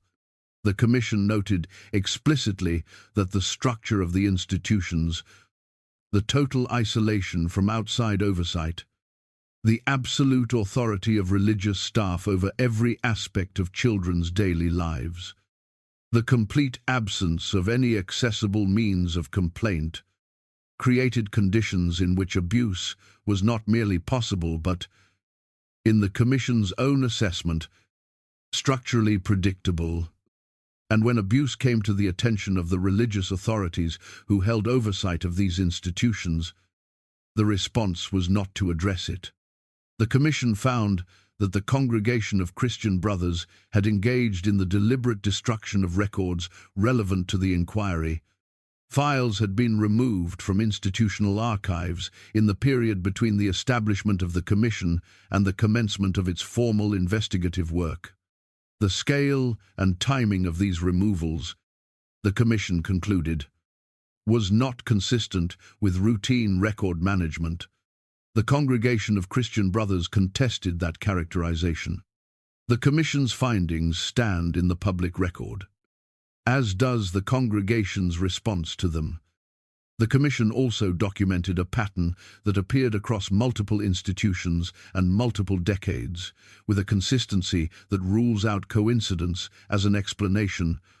Individuals known within their religious communities to have abused children were moved to new postings rather than removed from positions of access to children. New assignments meant new communities. New communities meant new children. The pattern repeated. Not once, not in isolated cases, systematically, across institutions, across decades, across the full geographic span of the country. Tom Doyle, who had watched this pattern operate in the United States from his position as an expert witness across hundreds of legal cases, said in an interview published in the National Catholic Reporter in 2009 that the most important thing to understand about the movement of known abusers was that it was not a series of uncoordinated individual decisions made by individual superiors who happened to reach the same wrong conclusion independently. It became a repeated institutional practice. It had a logic. The logic was that removing a priest from active ministry was an institutional admission that something had gone seriously wrong. Moving him resolved the immediate situation while making no such admission. The welfare of the children in the next posting was not part of the calculation. It was not weighed and found wanting. It was simply not present in the framework within which the decision was being made. The Ryan Report was followed in November of 2009 by the Dublin Archdiocese Commission of Investigation, chaired by Judge Yvonne Murphy, which examined the handling of abuse complaints within the Dublin Archdiocese from 1975 to 2004. The Murphy Report found that the Archdiocese had operated a systematic cover-up across the entire period under examination. Complaints from families had been actively discouraged. Civil authorities, including police, had in some cases been given false or misleading information. The welfare of children had been, in the Commission's own language, subordinated to the protection of the institution and the avoidance of scandal. The investigations beyond Ireland confirmed the same pattern in different national contexts. In Australia, the Royal Commission into Institutional Responses to Child Sexual Abuse ran from 2013 to 2017. It examined more than 4,000 institutions across the country. The Catholic Church was responsible for more than 30% of the abuse reported to the Commission. In Germany, a study commissioned by the German Bishops' Conference itself, published in 2018, found at least 3,600 children had been abused by Catholic clergy between 1946 and 2014. Church officials had systematically transferred known abusers and suppressed documentation. The institution had commissioned the study. The study found what independent investigations had found everywhere else. In the United States, a grand jury investigation in Pennsylvania, published in 2018, identified more than 300 priests who had abused more than 1,000 children over 70 years. The investigation concluded that a systematic cover-up had been conducted by church leadership across the entire period. Subsequent investigations in other American states produced comparable findings across court records that are part of the permanent public legal record. The same pattern, different countries, different decades, different languages, different legal systems. The same pattern. Donald Cozzens, writing about the Irish revelations from inside his experience of the formation system, made a point. He said he found genuinely difficult to articulate but necessary to say clearly, the men and women who operated these institutions were not, in the majority of cases, people who had entered religious life intending to harm children. They were people formed inside a total institution that had given them a framework in which protecting the structure was experienced as the highest available form of service. Within that framework, moving a known abuser rather than reporting him to civil authorities was not experienced as a moral failure. It was experienced as responsible management of a difficult situation. The framework made it feel that way. The framework had been constructed over generations precisely to produce that feeling in the people it formed. He was careful to say this was not an excuse. The harm done to children was real. The choices that enabled that harm were choices. The people who made them are accountable for making them. It was an explanation, And the distinction between those two things was the most important distinction available for understanding how institutional failures of this scale become possible without requiring everyone involved to be consciously malicious. Tom Doyle said something in an interview with the Irish Times in 2012 that stands as the most direct statement of what the full body of investigations established. He said that in every case he had worked on, in every jurisdiction, across 3 decades, the most consistent thing he had heard from survivors was not a description of the original abuse. As devastating as those descriptions were, it was a description of the second wound. The wound inflicted not by the original abuser, but by the institution's response. Being told they were lying, being told to stay quiet for the sake of the church, watching the person who had harmed them be moved to a new assignment, to new children, while they were left to manage what had been done to them entirely alone, without support, without acknowledgement, without the basic human recognition that what had happened to them was real and that it mattered. That second wound, the wound of institutional betrayal. It was in many cases the harder one to recover from, because it was not the act of one disturbed person, it was the act of a system. It carried the full weight of institutional authority. And it told the person who had been harmed that their suffering was worth less than the reputation of the people who had permitted it. Chapter 10. The Magdalene Laundries. Ireland. The year is 1996. In a building on the edge of a Dublin suburb, the last Magdalene laundry closes its doors. Not in the 18th century, not in the Victorian era, not in some distant historical period that modern people can comfortably assign to a less enlightened time. 1996. The year the first web browser reached mass adoption. The year the sheep named Dolly was cloned. 1 year before the death of Princess Diana. 1996 is not history in the way that most people use that word when they want to place something safely in the past. It is recent memory. And in that year, the last institution in a system that had been operating in Ireland since the 18th century finally closed. A system that had held tens of thousands of women and girls without trial, without sentence, and without any formal legal process of any kind. The Magdalene Laundries were commercial laundry operations run by 4 Catholic religious orders in Ireland. The Sisters of Mercy, the Sisters of Our Lady of Charity, the Good Shepherd Sisters, the Sisters of Charity. The women held in these institutions worked without payment in laundries that generated significant commercial revenue for the orders that operated them. They washed and ironed the clothes of hotels, hospitals, government offices, and private households.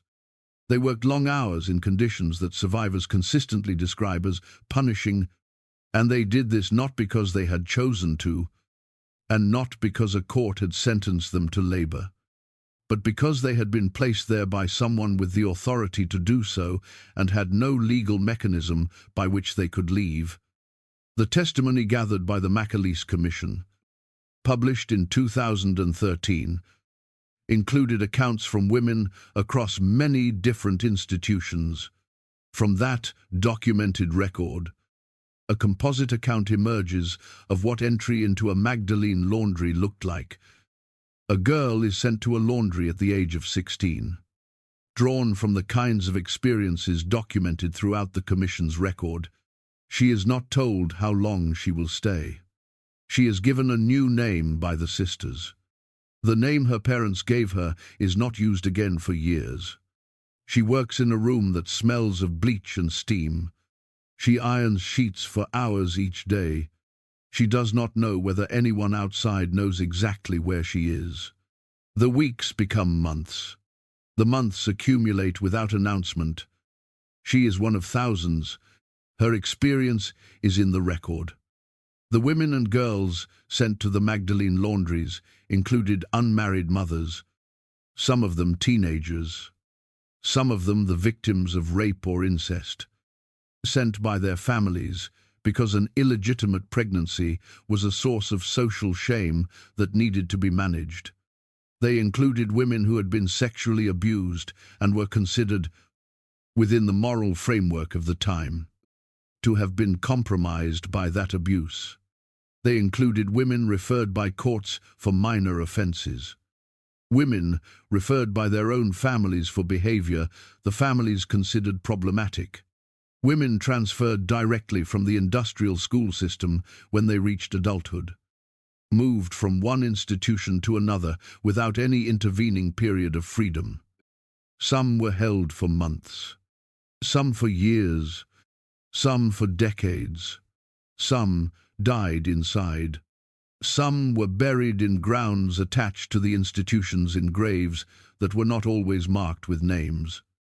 In 1993, when the Sisters of Our Lady of Charity sold a portion of their convent grounds in Dublin for development, the remains of 133 women were exhumed from the property. The death certificates for many of them were incomplete or missing. Some had been buried under false names. It took years of painstaking research by dedicated individuals to identify who many of them actually were. The McAleese Report, published in 2013, found that approximately 10,000 women had passed through the Magdalene Laundries during the 20th century alone. 10,000 women. In the 20th century alone. What the report also found was that the Irish state had been actively involved in referring women to these institutions. Government departments had formal relationships with the laundries. Courts sent women there. The Department of Justice sent women there. The industrial school system fed women into the laundry system when they aged out of the schools. The relationship between the Irish state and the Catholic Church in the operation of this system was not one of a religious institution acting independently of government oversight. It was a partnership. The state managed women it found socially problematic by outsourcing that management to church institutions that operated entirely outside the regulatory framework applied to comparable secular facilities. No government inspector had authority to enter a Magdalene laundry and assess conditions. No court reviewed the length or the conditions of detention. The institutional sovereignty the Church maintained over these facilities was, in practical terms, absolute. In February of 2013, Taoiseach Enda Kenny delivered a formal state apology to survivors in the Irish Parliament. The speech was significant. It was also more than 16 years after the last laundry had closed, and it addressed the state's role in the system. The question of a comparable acknowledgement from the religious orders that had operated the laundries, that had profited from the labour of the women held in them, took considerably longer and was contested at every stage. The four orders initially declined to contribute to the state compensation scheme established for survivors. That position was eventually modified under sustained public and political pressure. The process of reaching even partial financial accountability took years and produced settlements that many survivors described as inadequate to the scale and duration of what had been done. One detail from that process is worth holding carefully. The women whose labor had generated the commercial revenue that the orders had received across decades were not at the negotiating table. They were waiting, as they had been waiting, in various forms, for most of their lives. Tom Doyle, asked about the Magdalene laundries in the context of the broader pattern he had spent his career documenting, made an observation that reaches the structural core of what the system represented. He said the most consistent feature of every institutional failure he had examined was not the original harm. Original harm is done by individuals, however many and however systematically they act. The original harm is recoverable from, at least potentially, given time and genuine support and genuine acknowledgement.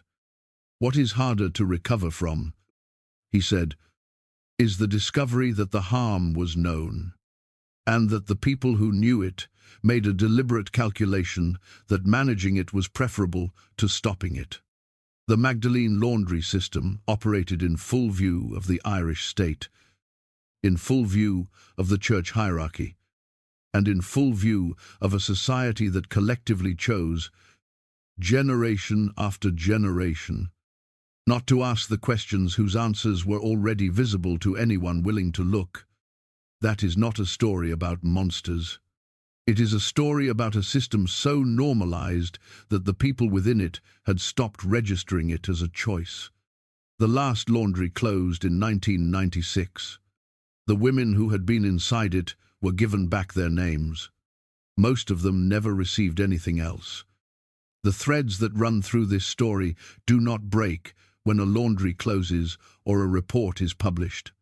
They run forward into a different kind of institutional failure, in a different kind of institution, in the heart of Rome, a financial institution, a dead banker, a bridge in London, and the long distance between moral involvement and legal liability.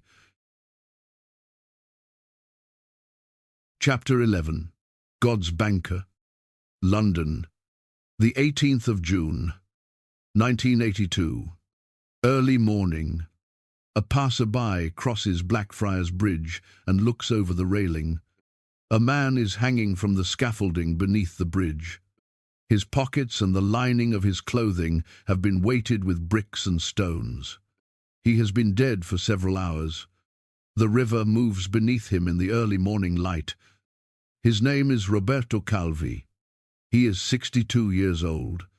He is the chairman of Banco Ambrosiano, at that time the largest private bank in Italy. In the financial circles where his work has taken him across the previous decade, he is known by a nickname. They call him God's Banker. The initial inquest rules his death a suicide. His family contests the ruling immediately. A second inquest in 1998 returns an open verdict, meaning the available evidence is insufficient to determine cause of death with certainty. In 2002, Italian prosecutors open a murder investigation. In 2005, 5 individuals are charged with his murder in Italian court. In 2007, all 5 are acquitted due to insufficient evidence. The case has never been resolved. His nickname was not accidental. It pointed to a specific institutional connection, a connection that Italian court proceedings, parliamentary investigations, and reporting by Reuters and the Associated Press would spend years attempting to document. To understand what that connection was, you need to understand what the Vatican Bank actually is. The Institute for the Works of Religion, known by its Italian initials as the IOR and commonly called the Vatican Bank, was established in its current form by Pope Pius XII in 1942. It is a financial institution wholly owned by the Holy See. It operates within Vatican City, a sovereign state. During the period this chapter examines, that sovereignty meant it operated outside Italian financial regulation and without the anti-money laundering oversight frameworks that governed financial institutions in the broader European world. For most of its history, it has not published audited accounts accessible to outside scrutiny. Archbishop Paul Marcinkus, an American-born prelate from Cicero in Illinois, became president of the Vatican Bank in 1971. He had no formal training in banking or finance. He had come to senior Vatican attention as a practically capable man who had served in a personal security capacity for Pope Paul VI. His appointment reflected an institutional logic that had characterized the Church's approach to financial governance for centuries. Loyalty and practical usefulness. Technical expertise. Secondary. What Italian court proceedings and parliamentary investigations established in the years following Banco Ambrosiano's collapse in June of 1982 was this. The Vatican Bank held shares in a network of shell companies based in Panama and Luxembourg that had been used to channel money through Ambrosiano's overseas subsidiaries in transactions designed to circumvent Italian foreign exchange regulations. The Vatican Bank had, in several documented cases, issued letters that creditor banks reasonably interpreted as guarantees of those subsidiaries' financial standing. When Ambrosiano collapsed, it carried a shortfall of approximately $1.2 billion. These facts are established through the Italian court record and through the findings of the Italian Parliamentary Commission that examined the Ambrosiano failure, as well as through contemporaneous reporting by international news agencies that is part of the permanent public record. Italian authorities sought to question Marcinkus in connection with the investigation.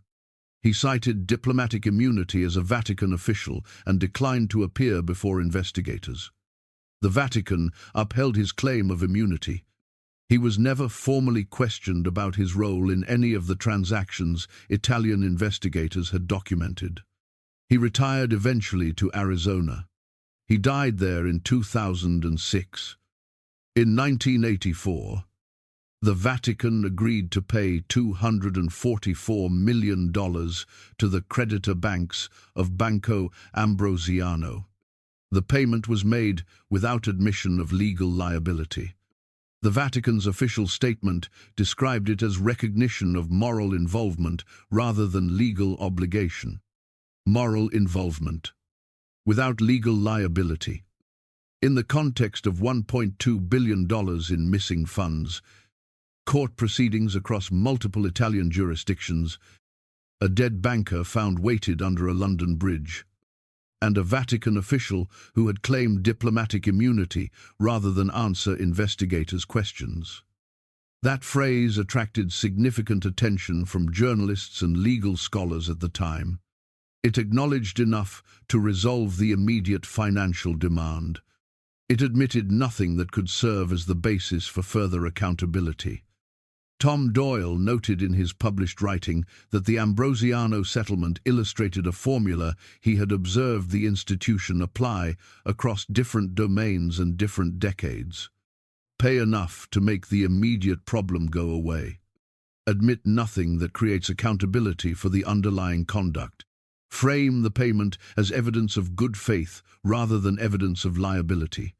Declare the matter addressed. Move on. He said he had watched versions of that formula appear in the handling of abuse cases across multiple countries.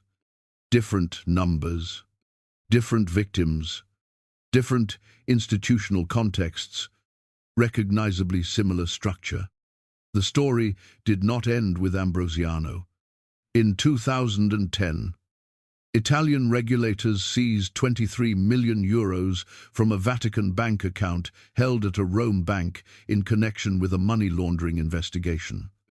As reported at the time by Reuters and the Associated Press, the Vatican contested the seizure. Under Pope Francis, governance reforms were initiated that represented a genuine and significant departure from historical practice. An external audit process was established. New due diligence requirements for account holders were implemented. A Secretariat for the Economy was created with a mandate to provide broader financial oversight. Several hundred accounts were closed following review. An institution does not establish entirely new financial oversight mechanisms unless the existing ones were insufficient. The nature and scope of the reforms that Pope Francis put in place make the nature and scope of what existed before those reforms easier to understand. Richard Sipe observed in his published writing that the Vatican Bank's history was the domain where the gap between the Church's moral teaching and its institutional conduct was most directly measurable. The Church teaches that wealth is a moral responsibility, that institutions serving others must be transparent about how they use what they are entrusted with. The documented history of the Vatican Bank for most of the 20th century was, in several significant and well-evidenced respects, a sustained institutional contradiction of those teachings. Roberto Calvi's body was found on a June morning in 1982. His nickname pointed to a connection that Italian courts spent years documenting. The institution his nickname pointed to paid $244 million without ever formally explaining what it had been involved in. That is where the documented record stops, and where the questions, for now, remain open. Chapter 12. The Fatima File. Portugal. The 13th of May, 1917. A field near a small town called Fatima. Late morning. 3 children are tending sheep when they report seeing a luminous figure, a woman, who tells them she comes from heaven and will return on the same date for 6 consecutive months. The children are Lucia dos Santos, aged 10, and her 2 cousins, Francisco and Jacinta Marto, aged 9 and 7. What follows across those 6 months becomes one of the most documented supernatural claims in modern history. The final apparition, in October, draws a crowd estimated at 70,000 people. Many of those present report seeing unusual phenomena involving the sun, phenomena documented afterward in Portuguese newspapers, including secular publications with no editorial interest in supporting a religious narrative. The secular press coverage of the October event is part of the historical record and is not seriously disputed by historians examining the episode. The Catholic Church conducts formal investigations over the following decades. In 1930, the Bishop of Leiria issues a declaration finding the apparitions worthy of belief, a canonical determination that does not require Catholics to accept the events as factually certain, but establishes that no doctrinal barrier exists to doing so. Francisco dies in 1919. Jacinta in 1920, both from influenza during the epidemic that swept Europe after the First World War. Lucia enters religious life, eventually becomes a Carmelite nun, and lives until 2005. The apparitions are accompanied, according to the children's accounts and Lucia's later written memoirs, by a series of messages. 3 of these, known as the 3 Secrets of Fatima, to become the most widely discussed private revelation in 20th century Catholic life. The first is a vision of hell. The second contains a prediction about a Second World War and a request for the consecration of Russia. These 2 are made public by Lucia in written accounts during the 1940s. The third is different. Lucia writes it down in January of 1944, seals it in an envelope, and sends it to her bishop with instructions that it not be opened until after her death or until 1960, whichever comes first. In 1957, the sealed letter is transferred to the Vatican and placed in the papal apartments. 1960 arrives. The letter is not opened publicly. Pope John XXIII reads it and decides against public release. He does not explain his decision in any document that has been made available to scholars. Pope Paul VI reads it in 1965 and reaches the same conclusion. He too provides no detailed public explanation. Pope John Paul II reads it after the assassination attempt against him on the 13th of May, 1981. A date, he notes, is the anniversary of the first Fatima apparition. He finds it personally significant in relation to what he has just survived. He does not release it publicly. 3 popes. 3 separate decisions. across more than 20 years to keep the document sealed. Tom Doyle, who spent 3 decades examining how institutions manage sensitive information, observed in his published writing that the most consistent feature of institutional information management was not outright suppression. It was timing and framing. An institution that has learned to manage information carefully does not hold things indefinitely. What more sophisticated institutional information management does instead is hold material until the institution can release it on its own terms, accompanied by its own explanation, framed in a way that shapes how the material will be received before independent interpretation becomes possible. The third secret of Fatima was held for approximately 40 years after it was written. It was released in June of 2000, accompanied by a formal theological commentary written by then Cardinal Joseph Ratzinger, who would later become Pope Benedict XVI. The published text describes a vision, a bishop dressed in white, appearing to represent the Pope, is walking through a ruined city and is killed along with many bishops, priests, and lay people in a scene of widespread devastation. Angels collect the blood of the martyrs and carry it toward God. The official commentary identifies this vision as a symbolic foreshadowing of the assassination attempt against John Paul II in 1981. The suffering of the Church across the 20th century is offered as the broader context.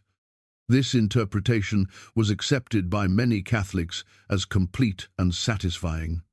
It was questioned by others, not through speculation or conspiracy theory, through a specific and documented discrepancy that historians have noted in published work. Cardinal Mario Luigi Ciappi served as personal papal theologian to 5 successive popes. His tenure in that role included Pope Paul VI and Pope John Paul II. According to a letter attributed to Ciappi and circulated among researchers who have examined the Fatima documentation, he described the content of the third secret in terms that some readers felt did not obviously correspond to the published text. This chapter does not claim the Vatican withheld text. The discrepancy may reflect genuinely different interpretations of the same material rather than missing content. The Vatican's position that the complete text was published in 2000 may be entirely accurate. What the discrepancy does establish is that questions about the published version have been raised by people with reported direct knowledge of the original document, and that those questions have not been resolved through independent verification. Because the original handwritten document has not been made available for independent scholarly examination, declaring a matter settled and the matter actually being settled are 2 different things. Whether the pattern of managed disclosure that Tom Doyle documented across so many other domains of Vatican life also applies to the Fatima case specifically is a question the available evidence does not resolve. What the available evidence does show is that the institution that controls access to the original document has declared the matter closed, and that independent verification has not been offered or arranged.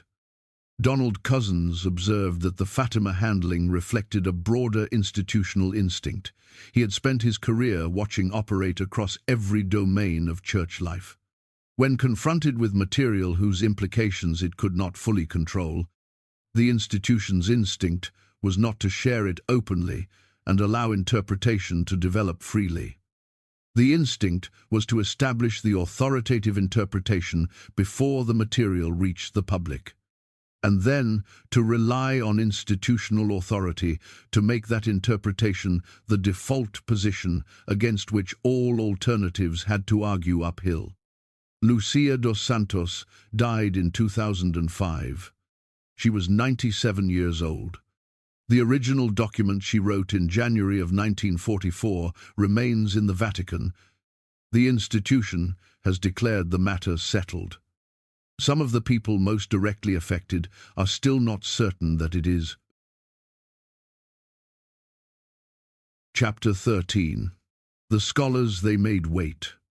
Paris. The spring of 1938. A man sits alone at a desk in a room that is quiet, except for the sound of his own pen moving across paper. His name is Pierre Teilhard de Chardin. He is 56 years old. He is a French Jesuit priest and one of the most accomplished paleontologists working in the world. He participated in the discovery of Peking man in the 1920s. He has conducted fieldwork across Asia and Africa. He has spent decades building toward an idea that he believes is the most important thing he will ever write. He is writing it now, and he already knows he will not be permitted to publish it. The manuscript he is completing, The Phenomenon of Man, argues for an evolutionary cosmology in which the universe is moving toward what he calls the omega point, a state of maximum complexity and consciousness and divine union. He is arguing, from inside the church and with genuine theological commitment, that the universe is larger, older, and more directed toward consciousness than the institutional framework has fully acknowledged. He is not attacking the faith. He is attempting to expand it to encompass what the scientific record requires. The Vatican has told him he cannot publish, not once, repeatedly, across what will eventually become 3 decades. He writes anyway. He circulates the manuscript among colleagues in private. He revises it. He waits. He continues his fieldwork and his correspondence, building an argument he cannot fully make, carrying the weight of decades of unpublishable conclusions through expeditions across 4 continents and into the silence of a life that will end before the work can speak for itself. He dies in New York City in 1955. On Easter Sunday, The Phenomenon of Man is published the following year. The Holy Office issues a formal cautionary notice in 1962, 7 years after his death, advising Catholic institutions that his works contain ambiguities requiring careful handling. 30 years too late to give him back what the waiting had cost. What happened after his death is, in some respects, as significant as what happened during his life. Today, Pierre Teilhard de Chardin is taught in Catholic universities across the world. His ideas are cited by theologians at the highest levels of the institutional church. Pope Francis has quoted him approvingly in official documents. The cautionary notice issued in 1962 is treated in practice as a historical artifact rather than an active constraint. The institution changed, not through announcement, not with apology for what the decades of restriction had cost, but through the slow accumulation of permissions and citations until the position that was once cautioned against became, gradually and without ceremony, part of the mainstream. This is how institutional change actually works. It does not look like a reversal. It looks like a series of small permissions that eventually add up to a different landscape. And by the time the landscape has changed enough to be visible, the person who paid the cost of reaching those conclusions before the institution was ready to permit them is usually no longer alive to see it. Richard Sipe, expelled from his religious order in 1678, his print run seized, his foundational scholarly work suppressed for 2 centuries before the Church quietly adopted its conclusions, did not see the seminaries that eventually taught what he had documented. Ernest Renan, placed on the index and stripped of his professorship in 1863, did not see his methods become standard in the institutions that condemned them. Teilhard de Chardin, forbidden to publish across 30 years of his most productive scholarly life, dying before his work was free, did not see himself quoted by a pope in an official document. Each of them paid the cost of reaching conclusions before the institution was ready to permit them. The Dead Sea Scrolls story adds a different dimension to this pattern. In 1947, near the cliffs of Qumran, on the northwestern shore of the Dead Sea. A young Bedouin shepherd was looking for a goat that had wandered from the flock. He noticed a cave opening above him. He picked up a stone and threw it in. He heard something break. He climbed up. Inside the cave were tall clay jars, sealed. Inside, one of the jars were scrolls, wrapped in linen. What he had found, though it would take years for the full significance to become clear, was the first installment of what would eventually be known as the Dead Sea Scrolls. Over the following decade, excavations at and around Qumran recovered material from 11 caves, hundreds of manuscripts, the oldest surviving copies of most books of the Hebrew Bible, and dozens of texts previously unknown to scholarship. The team assembled to work on the scrolls was led by Roland Devaux, a Dominican scholar and director of the École Biblique, the French Catholic Biblical Research Institution in Jerusalem. The team worked largely in isolation from the broader scholarly community. By the 1970s, critics had raised serious concerns. Significant portions of the scrolls remained unpublished more than 20 years after their discovery. Scholars outside the core team were denied access to unpublished material. In 1991, the Biblical Archaeology Society published unauthorized transcriptions of unpublished scroll fragments, effectively forcing the material into wider circulation. Full publication followed over the subsequent years. What did the long-restricted material contain? Rich, historically significant evidence of the diversity of Jewish religious thought in the Second Temple period. Texts that complicated and enriched the picture of early Judaism and early Christianity in ways that were historically important. Not a doctrinal bombshell. The most dramatic interpretations of the delay were not supported by what the documents actually contained. But this is part of the honest account that matters in both directions. The critics who alleged deliberate suppression of faith-destroying revelations were wrong about the content. They were not entirely wrong about the pattern. Decades of restricted access, the public disputes, the forced opening through unauthorized publication, created a distrust in the field that the eventual disclosure did not fully dissolve. And that distrust is not irrational. It is the accumulated response to a pattern documented across enough cases that a new instance of restricted access generates. Reasonably, the question of what the restriction is actually for. Donald Cozzens, in the closing pages of his final book on institutional culture, wrote something that serves as the clearest summary of what the history of these scholars and these cases, taken together, actually shows.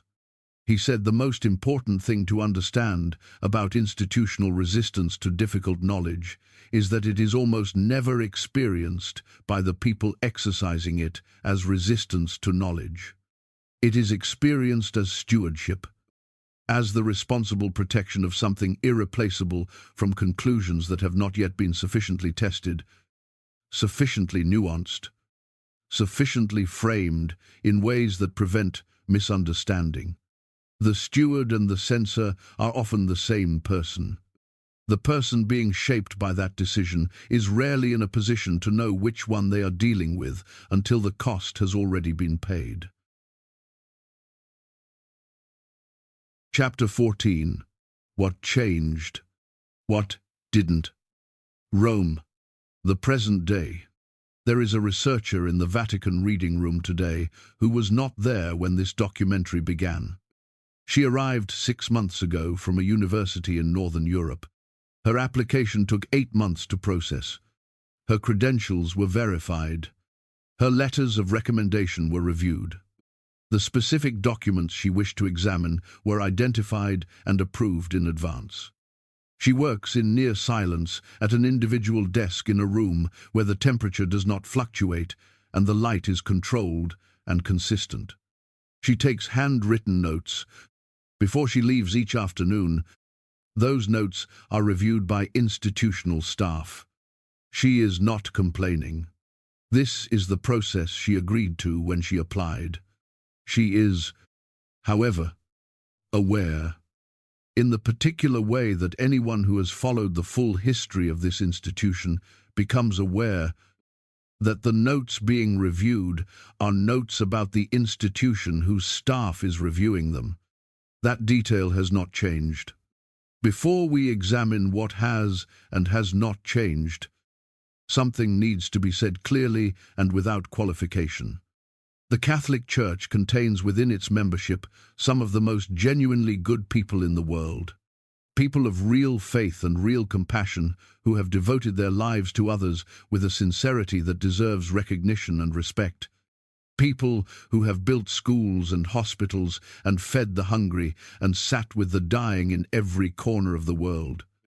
In conditions that no institution, except one with deep roots of genuine human commitment, could sustain across centuries. That is real. It is part of the complete picture. And any account of this institution's failures that does not hold that reality alongside the documented failures is not an honest account. Tom Doyle said something in a published reflection on his career that serves as the most precise statement of what the full documented record, reviewed honestly, actually shows. He said the Catholic Church contains some of the most genuinely good people he encountered in his life. People of real faith and real compassion who devoted themselves to others with a sincerity he had enormous respect for. And that same institution had, in several documented contexts across multiple decades and multiple countries and multiple centuries, prioritized its own reputation and its own survival over the welfare of the most vulnerable people in its care. He said both of those things were true simultaneously. Holding both of them as true, without resolving the tension by dismissing either one, was the only honest way to understand what the documented record showed. Now here is what the documented record shows when the full arc of this history is examined. Under Pope Francis, who took office in 2013, a set of reforms were implemented that represent the most significant structural changes to Vatican governance in the modern era. The Vatican Bank was subjected to external audit processes for the first time. New due diligence requirements for account holders were implemented. Hundreds of accounts were closed. A Secretariat for the Economy was created with genuine oversight authority. The Pius XII-era archive was opened to scholars in 2020. Bishops who had covered up abuse were removed from their positions. Mandatory reporting requirements for abuse were written into canon law. The word secret was removed from the archive's name. These are genuine changes. Scholars who study institutional reform treat them as substantive departures from what preceded them. Now, here is what genuine reforms always reveal about the institutions that make them. The scope of the reforms tells you the scope of what existed before them. You do not build an entirely new financial oversight architecture from the ground up unless the old one was not doing what an oversight architecture is supposed to do. You do not mandate reporting of abuse to church authorities and criminalize cover-up by officials unless cover-up was a sufficiently normalized practice that a specific prohibition had become necessary. You do not open a previously restricted archive unless the restriction had been real, and its lifting represents a genuine change in institutional posture. The reforms are evidence of what they reformed, and what they reformed is the documented record of 4 centuries of institutional behavior this documentary has traced. What has not yet fully changed is worth stating precisely. The files maintained by the Congregation for the Doctrine of the Faith relating to abuse cases referred from dioceses around the world remain inaccessible to civil law enforcement in most jurisdictions. The people whose cases those files document have asked for access through legal processes in multiple countries. The institution has maintained that those files are internal ecclesiastical records, not subject to external legal compulsion. The original Fatima document, the handwritten text that 3 popes read and returned to the papal apartments across more than 20 years, has not been made available for independent scholarly verification. The full financial records of the Vatican Bank, covering its most consequential decades, have not been independently audited in a form that resolves the questions Italian court proceedings raised and left unanswered. Significant portions of the Inquisition records remain in restricted holdings, the cataloguing process continuing at a pace that frustrates the historians who have spent careers waiting. None of these remaining gaps prove specific additional wrongdoing beyond what the documented record already shows. Restricted access to historical archives often reflects genuine administrative and preservation complexity rather than deliberate concealment. That is worth saying clearly and without qualification. But an institution that claims moral authority over 1.3 billion people carries a specific accountability obligation that ordinary institutions do not carry. Because the damage done by institutional betrayal is proportional to the trust that was placed, and the trust placed in an institution that speaks in the name of God, that has organized the moral framework of billions of people across more than 1,000 years. Is not a small trust. It is the largest trust that human beings are capable of extending to an institution. Richard Sipe wrote, in the final paper he published before his death on the 22nd of August, 2018, that the Catholic Church contained within its own tradition everything necessary to reform itself. The prophetic tradition of speaking truth to power regardless of personal cost. The tradition of stripping away institutional accretion to find what the faith actually required. The tradition of ordinary people living their faith with integrity even when the institution around them had lost its way. The resources for genuine reform were inside the tradition. What was required was the courage to use them. Whether that courage is present in sufficient measure, in the right places, at the right institutional levels. To close the remaining gaps between what the institution claims to be and what the documented record shows it has sometimes been, is a question the evidence this documentary has examined does not answer. It is a question that the institution's own next chapter will answer. One document released, one researcher permitted inside, one set of questions asked that the institution did not prepare the answer for in advance. The researcher in the reading room gathers her notes at the end of the afternoon. The staff member reviews them before she leaves. She steps out into the Roman light. The archive is still there behind her.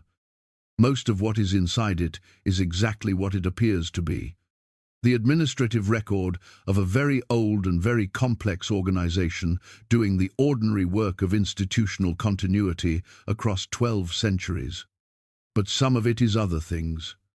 Some of it is the record of Giordano Bruno's trial, incomplete in ways that historians have spent careers trying to explain. Some of it is the documentation of how Richard Simon's scholarship was suppressed for 2 centuries before being quietly absorbed.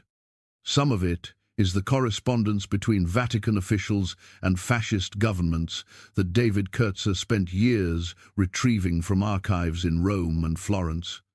Some of it is the abuse files that Tom Doyle spent 3 decades asking courts to compel the institution to open. Some of it is the financial records that Italian investigators documented in court proceedings whose questions were never fully answered. Some of it is the original handwritten text of the 3rd secret of Fatima, which 3 popes read and 1 pope declared settled after 40 years of sealed silence. The archive is still there. The researchers are still waiting. And the questions that the evidence raises, questions that this institution has been managing on its own terms for 4 centuries, have not been resolved by the declaration that they are settled. In many cases, they appear to have been more carefully managed. For now, that is where the documented record stands.